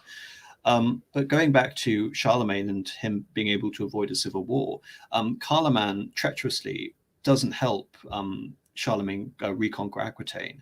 Instead, he sits it out, basically not wanting to help his brother's power base.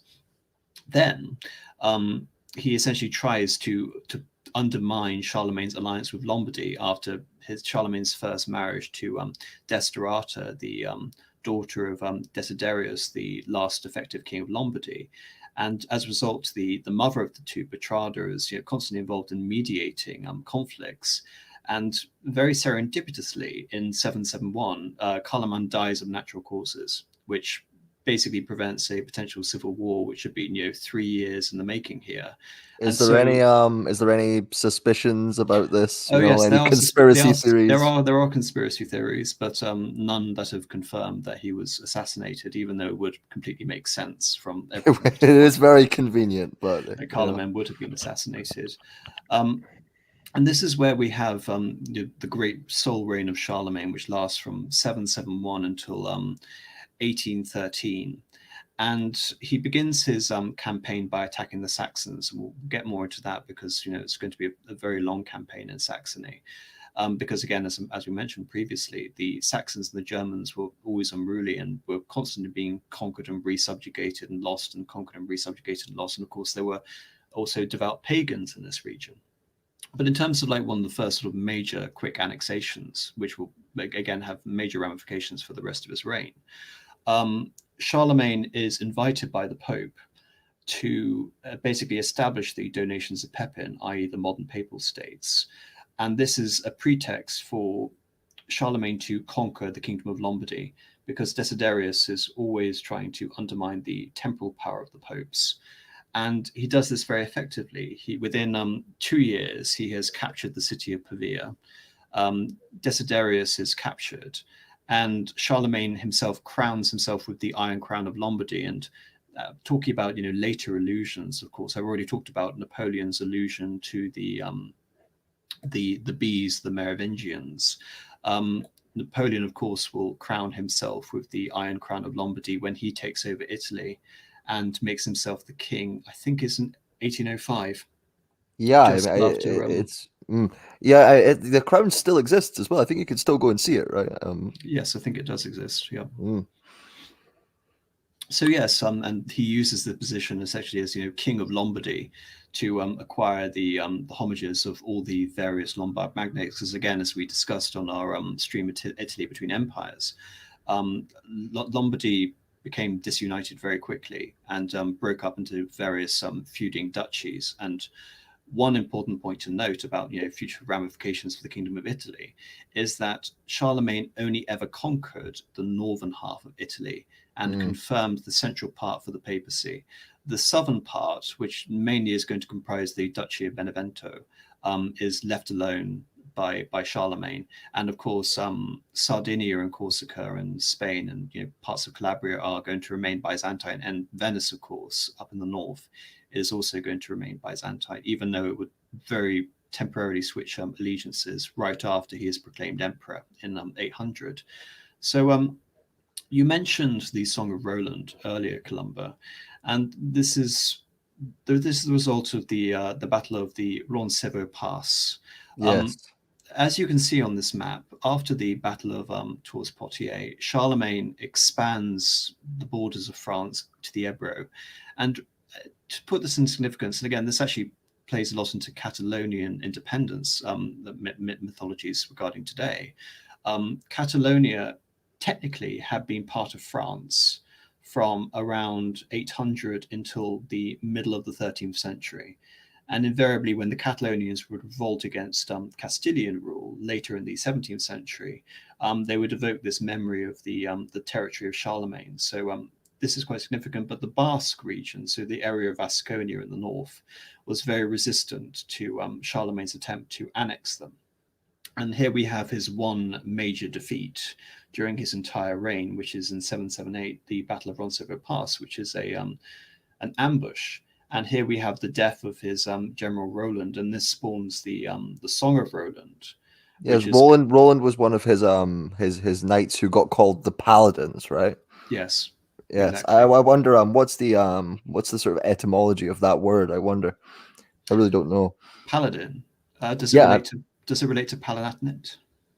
I mean, that's what I would think, to do with harking back to Roman history there. Also, something like that, Well, I was going to say, because you have you said a Palatinate, or there's the Roman hill, the Palatine, because you have the Capitoline, the Palatine.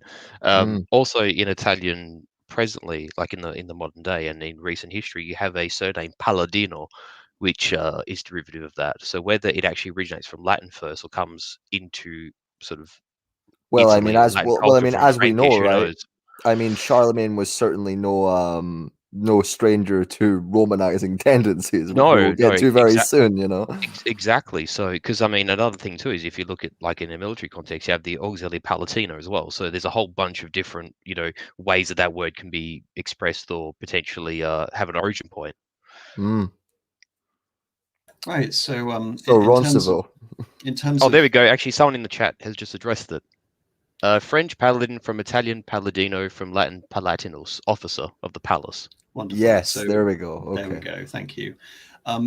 Again, just elaborating on this, even though the original sort of invasion, and again, this is a retaliation because Charlemagne had just sacked the city of Pamplona, which is the capital of the Navarre region. However, he comes back in 781, and from 781 until 806, him and his son, the later Louis the Pious, would expand the borders to the Ebro River and conquer the city of Barcelona as well, which is one of the richest cities in the former Visigothic kingdoms. And this would establish the Spanish marches, which would form the natural sort of fault lines against the Moors. And this would only expand later, even though France would eventually lose control of these provinces much later on. And then we get to the Saxon Wars, which I alluded to. And I have some brief excerpts from Einar's Life of Charlemagne, which is one of the principal sources we have on this region. The war that had lasted so many years at length ended by their acceding to the terms offered by the king, which were renunciation of the national religious customs of worship of devils, acceptance of the sacraments of the Christian faith, and religion and union of the Franks to one form, one people. Now, this, of course, is referring to the fact that from a very early discussion, we talk about the Salian Franks and the Riparian Franks. Well, the Salian Franks, of course, were the kingdom that would give us the Merovingians, and from that, the Frankish Empire. But the Franks actually established themselves in the presence on the Meuse River, which you can see right in the center of this map on the east bank of the Rhine. And across the Meuse, they would actually establish what we now know as Franconia, which is a region south of Saxony and north of Bavaria in modern-day Germany. And so this unification of the Franks does occur when we have the consolidation of the empire into Germany, as you can see with Saxony and also Bavaria. And these would form the various medieval stem duchies, which we'll probably be talking about next week.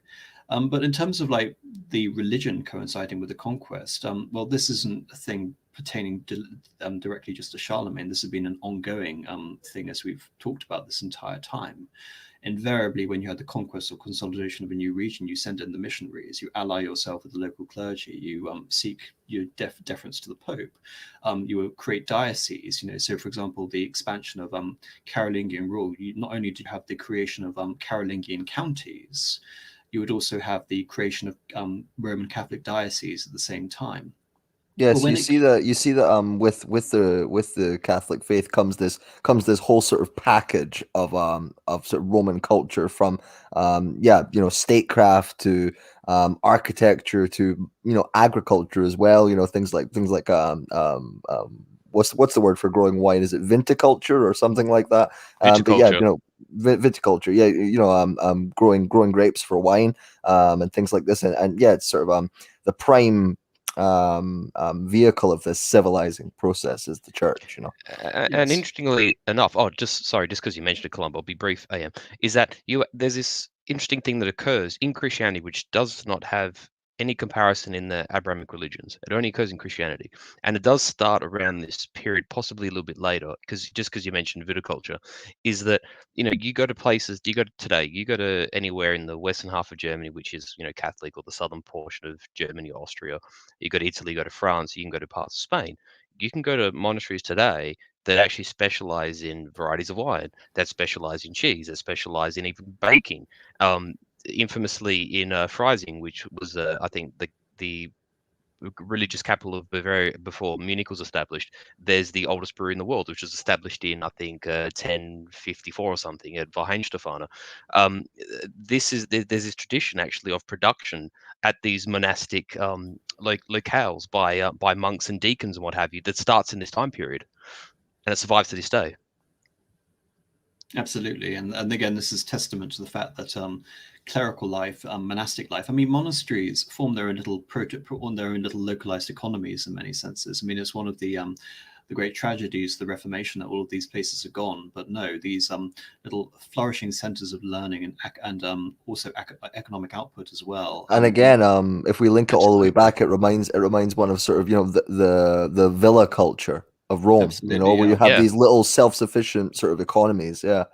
Yeah, and they contribute to the local economy, and they often spring up along like various pilgrim trails. There's this wonderful kind of reciprocal relationship that exists between like in the Catholic Christian tradition that doesn't exist in sort of most other religions. Period. It's a very unique thing to not just Christianity, but specifically to Western European and Southern European Catholicism. Absolutely. So, getting back onto the Saxon Wars, I think one important point to note is that this is probably historiographically one of the most controversial elements of his reign. But I'm going to cut Charlemagne quite a lot of slack here, because the Saxon Wars last from 773 until 804, and I think there are about a dozen, if not more, rebellions during this time. Yes, he just can't seem to pin them down. Yes, just to put this in perspective, there were four main regions of Saxony at this point: Eastphalia, Engria, Nordarbingia, and Westphalia.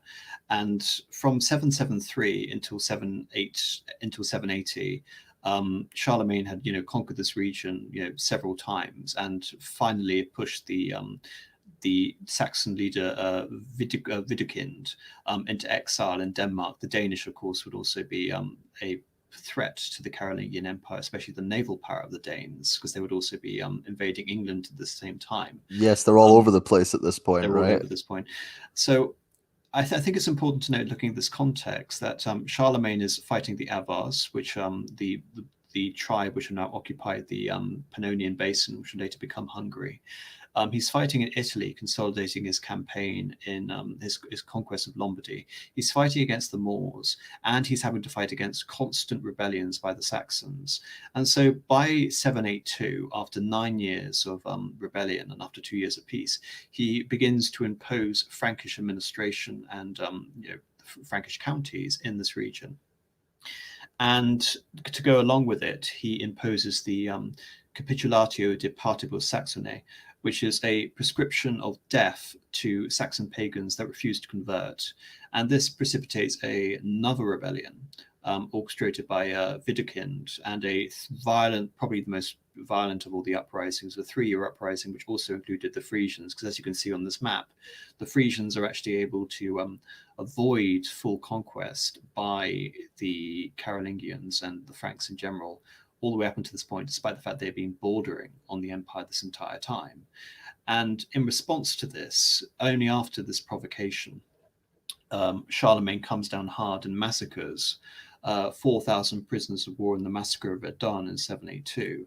And he begins deporting thousands of unruly Saxons and selling them into slavery to the Moors and all across Eastern Europe. Yeah, as well. even he sells the Slavs as well, right? Yes, I mean, and they he's are not just fighting. He's not just fighting the Saxons. He's also fighting the Southern Slavs. He's also fighting the Avars at the same time. Yeah, and this seems to have been unfortunately a particularly lucrative endeavor, because the Moors and the Southerners, they seem to have taken a liking of these pale northern beauties, and they would pay quite a high price for purposes, yes, but I think it's quite dark.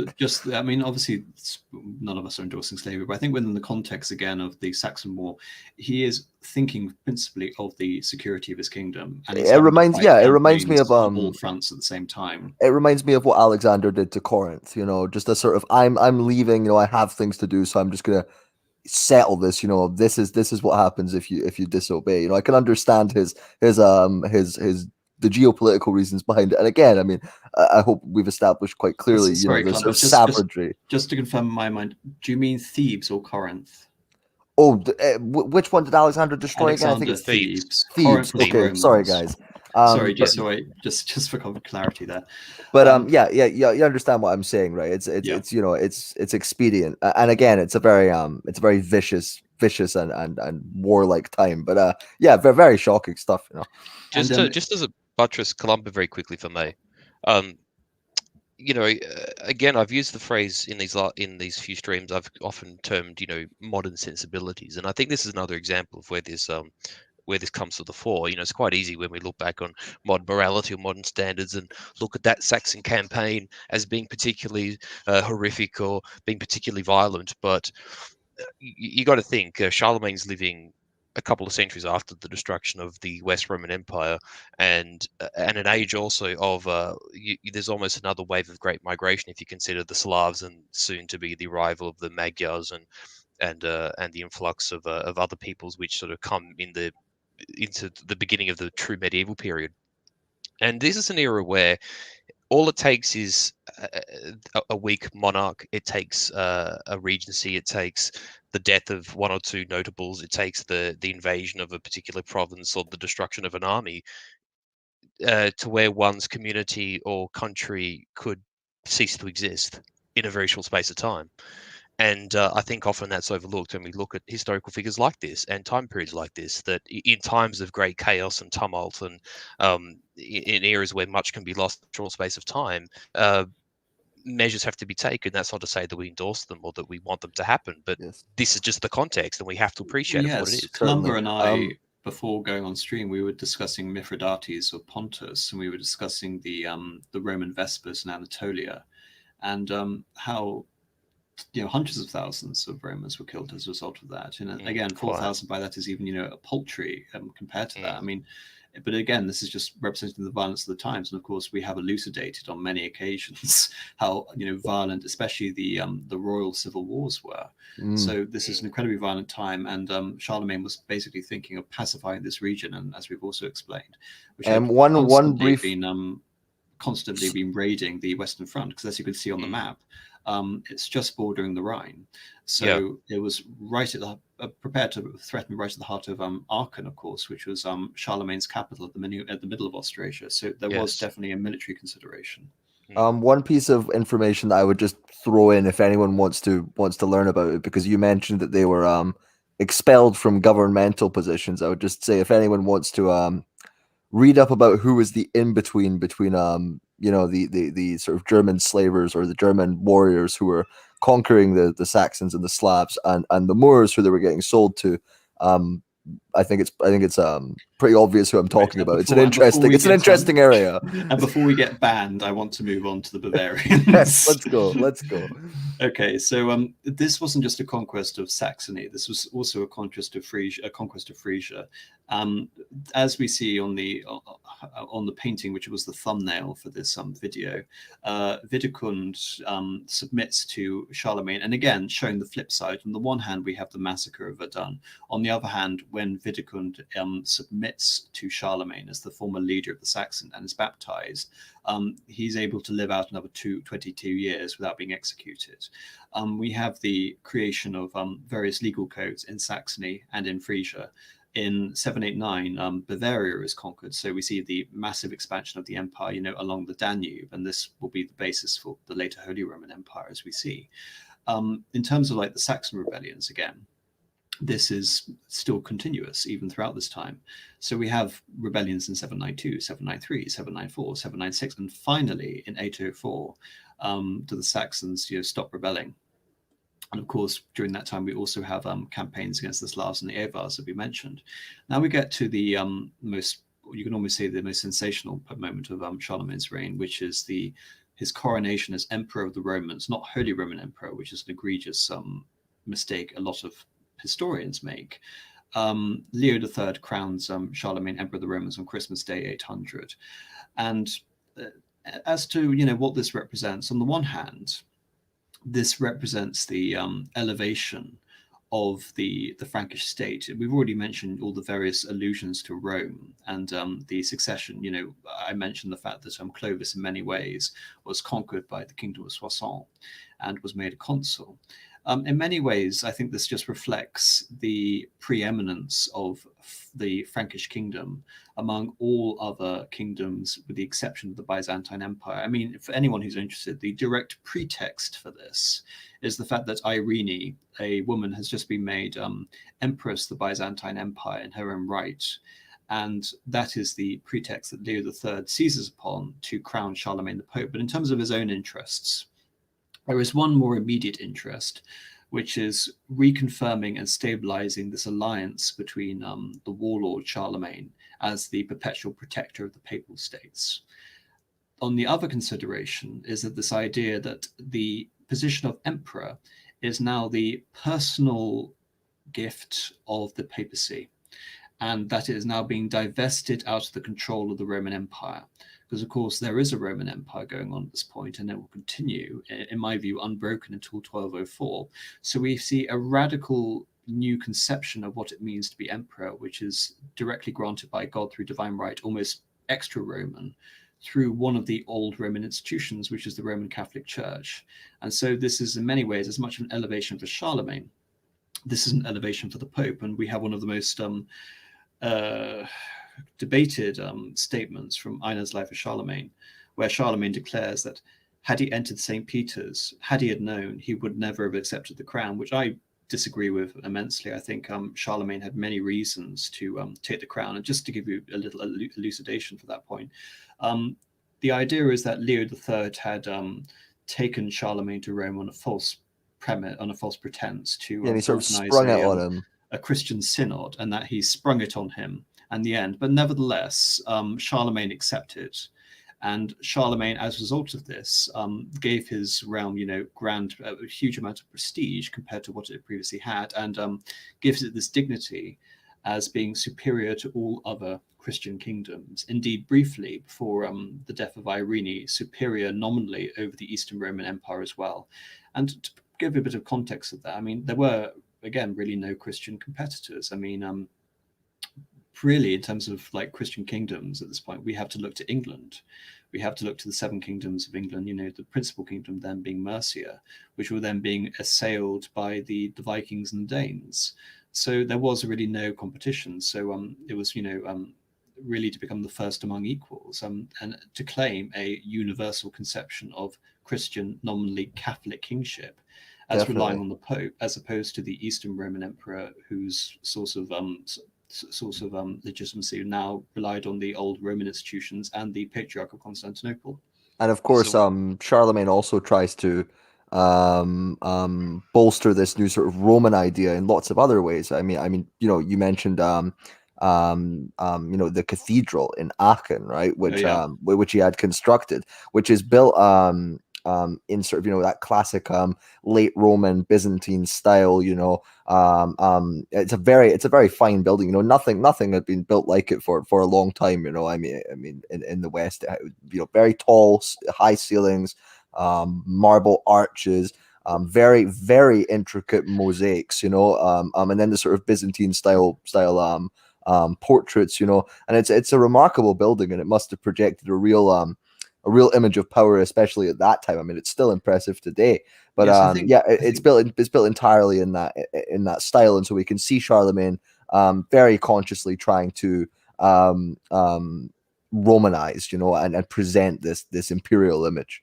And he would present himself as, most serene Augustus, crowned by God, the great peaceful emperor ruling the Roman Empire. Well, he wasn't modest. And the renewer of the Roman Empire as well. So I think this idea that he regretted it, no, I don't think that exists at all. But also this idea that Charlemagne was, somehow indebted to the Pope. Well, the very origins of the dynasty, when it came to Pepin III's legitimacy was owed to the Pope. Clovis's legitimacy was owed to the Catholic Church. So this relationship is nothing new. What I simply see as a progression, a steady elevation of the Franks, and how their alliance deepened with the popes. And really, I see this as the ultimate culmination of this.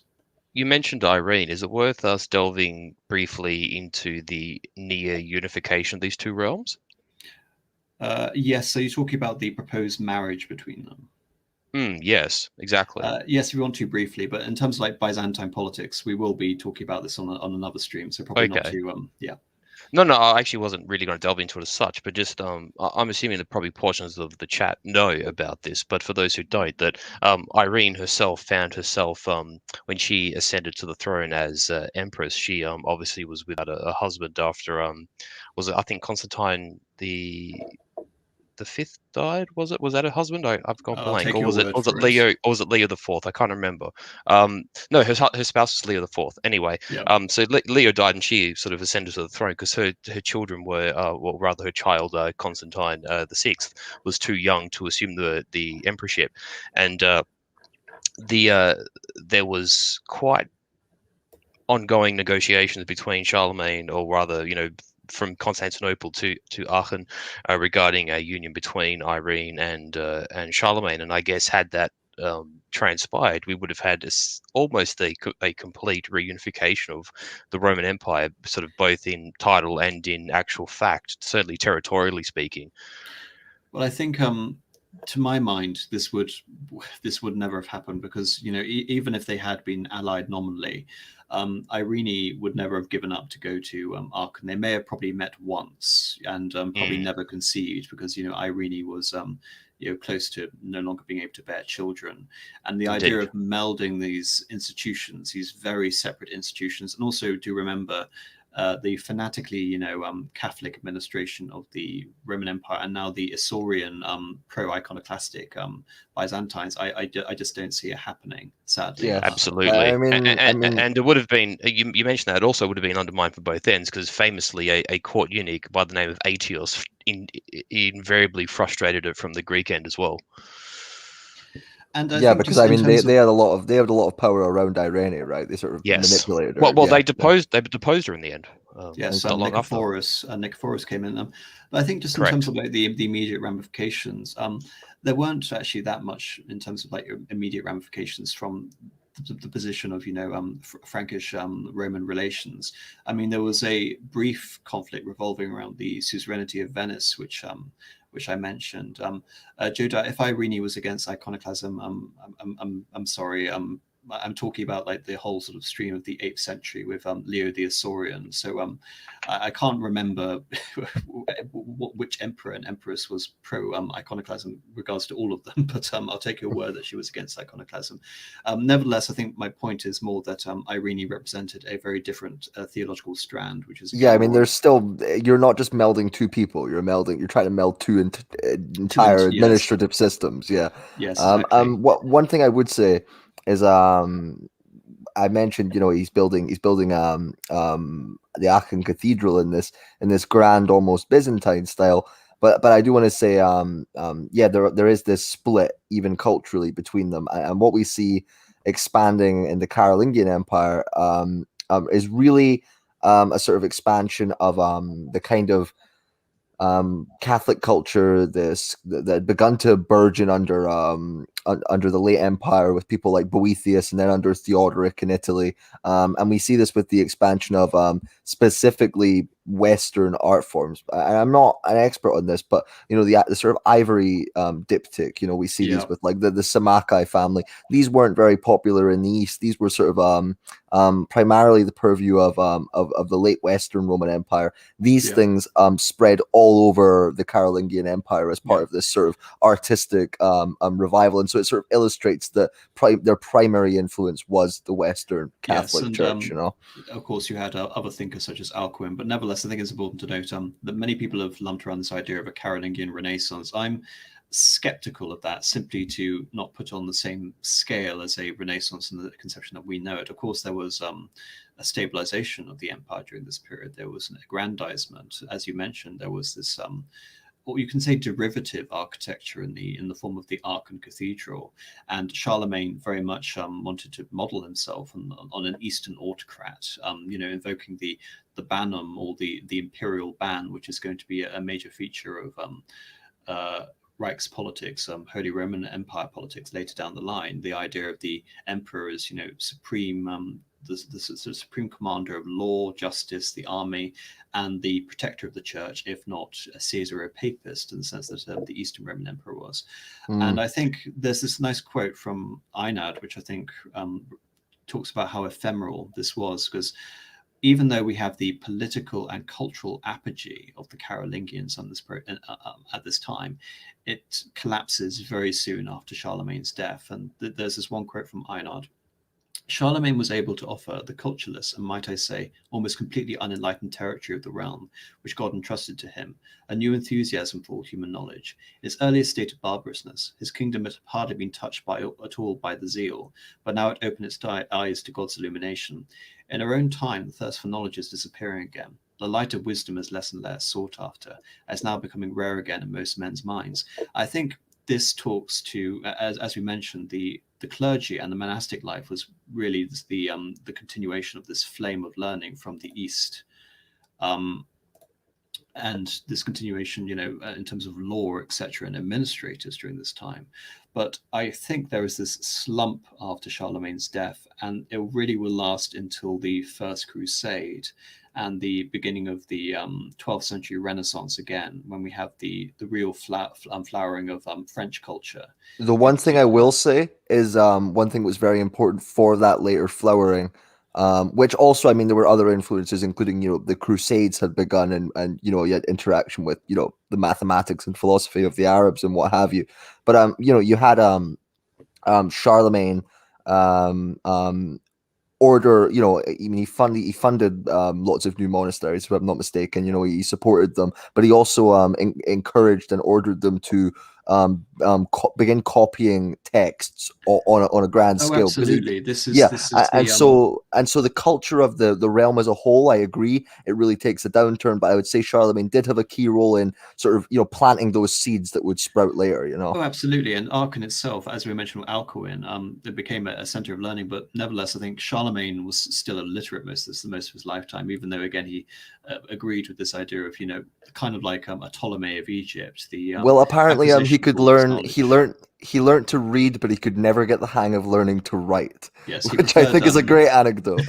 He preferred being dictated to throughout most of his life. But also, yes, he had Augustine's City of God read to him, right? That's what Einhard said, which is quite impressive, actually, that you could just listen to that, and just be like, yeah, I'll take it in.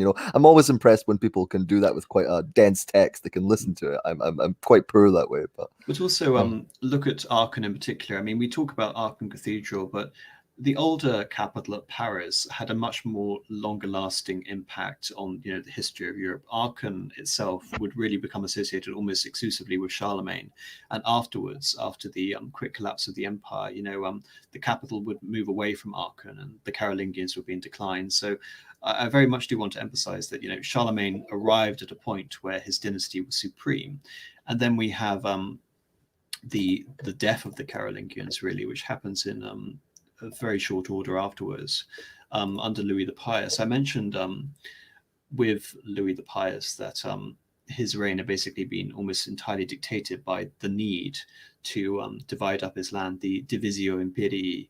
And when one of his sons was excluded from this, his son Bernard, he had basically been, accused of conspiring against his father. And this is where we get the famous blinding of Bernard, which results in his death. And Louis the Pious, in response to this, earning his epithet, begins this grand penance in front of the Pope, trying to imitate Theodosius, and would later be imitated by Henry II. So the king is always trying to remedy the various conflicts between his sons, Lothar, Louis, Charles, and Pepin. Now Bernard is dead, and he never quite succeed. I mean, from 1818 until 840, there are 3 wars within the empire regarding the succession. And in terms of Pepin, that's only solved by the fact that he predeceases his father by 2 years. And so after his death, as you can see by this map, there is another 3-year civil war. And we finally get the Treaty of Verdun, which definitively creates the new borders of, you can almost say these are the borders of the Western European medieval monarchies in some sense. Just looking here, look at the borders of France, with France at the Scheldt River in Flanders, with the border of the Meuse, with the border of the Rhone, and the border of the Pyrenees. These borders for France would basically endure all the way up until who was it? Philip the Fortunate purchases the Dauphin on the east bank of the Rhone in the 14th century.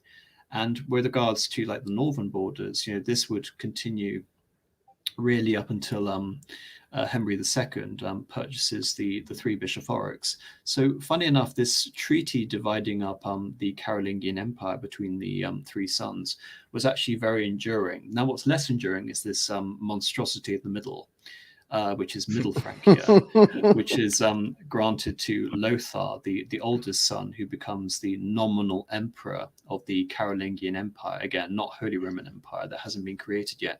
And as you can see, you have a territory which can be easily invaded on both sides, with peoples that have no sort of historical, cultural sort of continuity other than having been once part of the Frankish Empire and the Roman Empire.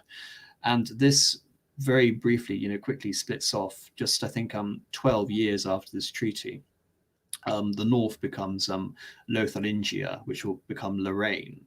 And the north, of course, will later become part of the Eastern, become part of the Holy Roman Empire. And this will just be subsumed into the borders of the Holy Roman Empire. But it's important because we have three kingdoms established here. One in the south is the Kingdom of Arles, which, other words like the Old Kingdom of Burgundy. And then we have the Kingdom of Lombardy in Italy, which will become the Kingdom of Italy, again, part of the Holy Roman Empire. And then we have East Francia. East Francia being significant because it represents the earliest sort of conception of a German state. And this state of East Francia is going to be consolidated much later in 962 under the reign of the Etonians of Otto into what would later become the Holy Roman Empire in 962.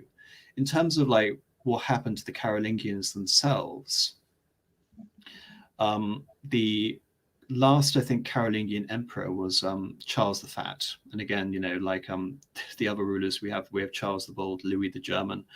And great names, all great names everywhere. And even within like West Francia in particular, because this is a France-focused stream. Le Pleuron, yes, sorry, I mispronounced Al, Le Royaume Al. Yes, thank you. It's tough. Yes. We even have the breaking down of authority within the region of France. And as we see, at the same time, 962, we have the creation of the Holy Roman Empire under Otto. A couple of decades later, we have Hugh Capet as Count of France, as Count of Paris, taking on the mantle of King of France. And he starts off with this tiny amount of territory around Paris, which is going to take half a millennia to reestablish into the borders that you can see now. So what I see from the death of Charlemagne is constant division, decentralization, and this imperial legacy is actually going to be taken up by another dynasty in the form of the Holy Roman Empire. And the Carolingians, basically dwindle towards the end of the 9th century and become completely irrelevant by then. And it will rely on other dynasties to take up the mantle of these new kingdoms, these being the nations of Charlemagne, which is the, of course, the name of the series. At this time period as well, we also see the you might say the prevalence or the formation of geographical terms and references that we understand in the modern day. I was actually going to use it for the previous map, but this map's actually better than the last one. If you look next to Bayern, which is Bavaria, you see the word Ostmark. Ostmark basically means East March in German, which is actually still used as the territory for the most easternmost portion of Austria today. In Italy, there we sort of see the word patrimonium is the Italian province of Marche, which is the same thing. And then later across the Oder, you'll have the Neumark, which becomes an integral part of Brandenburg and later Ducal Prussia. And of course here we also see Sachsen, Saxony, Franken, Bayern, Bavaria. These Lombardy becomes the Italian province of Lombardia. These names all come to the fore at this time in history. As you said yourself, Lotharingian is Lorraine, or Lotharingen. You see them both there in German. This is the time period where those terms come to the fore and become the established names for these various territories. Exactly, and this is, sorry, Columba, just final point. Yes, this is really the creation of medieval Europe as we see it. It emanates out of this treaty, which itself is the legacy of Charlemagne. So yes, Columba.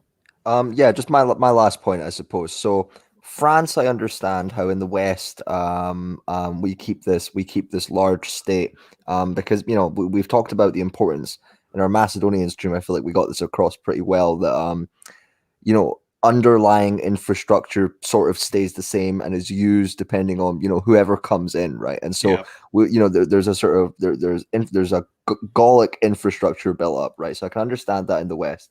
Now, my mind asks me why do we have this division into tinier and tinier kingdoms that we see in Germany, right? And I go to these Evolian concepts of the German sort of they're more primitive. They've I mean, part of Germany was, I suppose, but they've not been civilized as long. They weren't a part of Rome in the same way. Just to push back against that, and again, this is really a discussion for next week, but France, you could say, was more disunited in the 12th century than Germany was in the 12th century. When we see this comparative decentralization, it really starts in the 13th century and is confirmed definitively in the 14th century. But during the 11th, 12th, and 13th centuries, under particularly the Salian and the Hohenstaufen dynasty, it looked as if Germany was actually more likely to unite than the Capetians in France. And bear in mind, at the same time, we're talking about the early Capetians here before Philippe Auguste, Philip II. The Plantagenets controlled more of France than the French king. Of course, yeah. The French were completely impotent compared to the German emperors at this time. But again, that's a conversation. The Angevin Empire, was much larger than sort of the French king in France. Yes, indeed. Until we had a teenage French girl come along and get burned, but that's definitely a conversation for another day. Quite. Absolutely. So on to super chats. It's important to note by Jedi Knight Anakin Quinchwalker for $5. Thank you very much. It's important to note that Frankish military actions in late antiquity were to preserve civilization rather than loot it. Yes, and I think we've talked about that quite a lot. Well, there was a bit of looting, but there was, but not as much looting, let's say. And I think even like elements of Syagrius's army were actually incorporated into Clovis's army as well. So there was a desperate need to. I wonder if there was do you reckon there was a sort of crossover? Because you mentioned, Marcus, the use of a sort of testudo. Do you reckon there was a crossover in tactics there when those men came in? Perhaps, undoubted, because I mean, even though Clovis defeated Syagrius at the Battle of Soissons, there was, I think you both alluded to this, there was a sort of integration of that territory into the Frankish realm rather than like a conquest and subjugation, and so undoubtedly the remnant forces of the realm of Syagrius and his father would have been integrated into the Frankish army, if I can use that word very loosely. And so those traditions would have sort of cross-pollinated one another. And then when I was talking about the Battle of Tours Poitiers and how the Franks dismount and sort of fight in sort of like this sort of shield wall, kind of semi-cohort-like manipular sort of formation that's quite a bit reminiscent of the Roman legions. This tradition sort of sets the groundwork for how French infantry will fight for the next few centuries. And also, even though the cavalry don't fight at this particular battle, as AM referenced, we see the genesis of French heavy cavalry, and also it's that this sort of the origin point of this sort of Frankish martial culture, which is very much you might say a combination of this sort of Gallo-Romanesque military tradition that's inherited by the Franks, and it's amalgamated with German sort of fighting qualities, and this lasts for the entirety. It's a legacy that goes far into the future of France beyond this point. It's the foundation of chivalry, I suppose.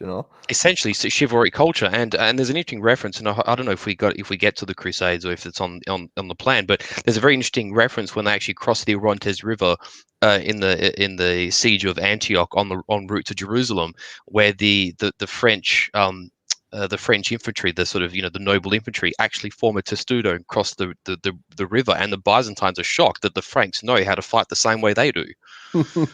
Chad LARPing once again. See, exactly. All these people criticizing LARPing, they don't know what we're talking about. But the Turks were abhorred. Well, not abhorred. They were shocked because obviously their sort of light horse archer tactics wouldn't work on a heavily clad sort of man at arms with a kite shield and chainmail.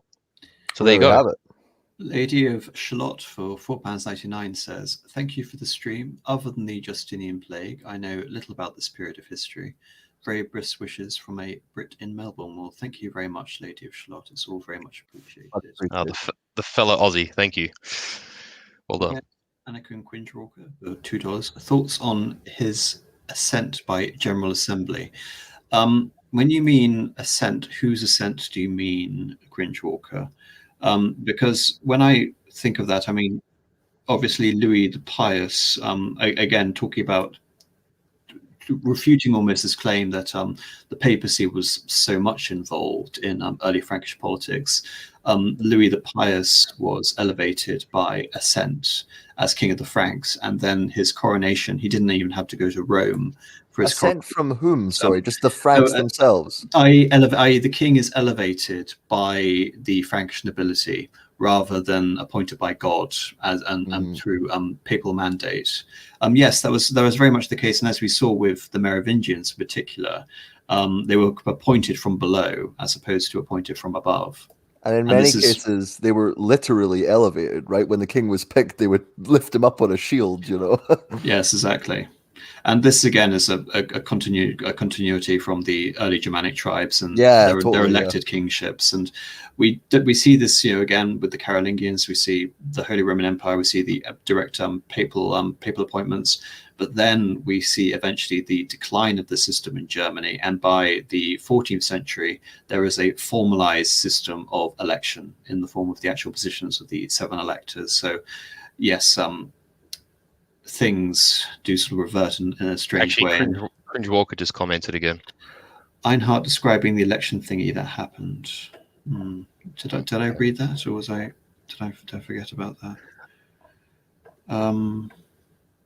I couldn't tell you. Social media has destroyed my short-term memories. So true for us all. Anyway, so unless someone can remember that point, because sadly I don't know. But can I just say one thing before we get to the end? Just as a very, very brief point, because we did talk. Columba mentioned sort of the origin point of chivalry, and we did actually mention the Song of Roland, but we didn't actually manage to comment on this while we're on it. But the quite remarkable thing about the Song of Roland is, I don't know if either of you guys know this, but and it was.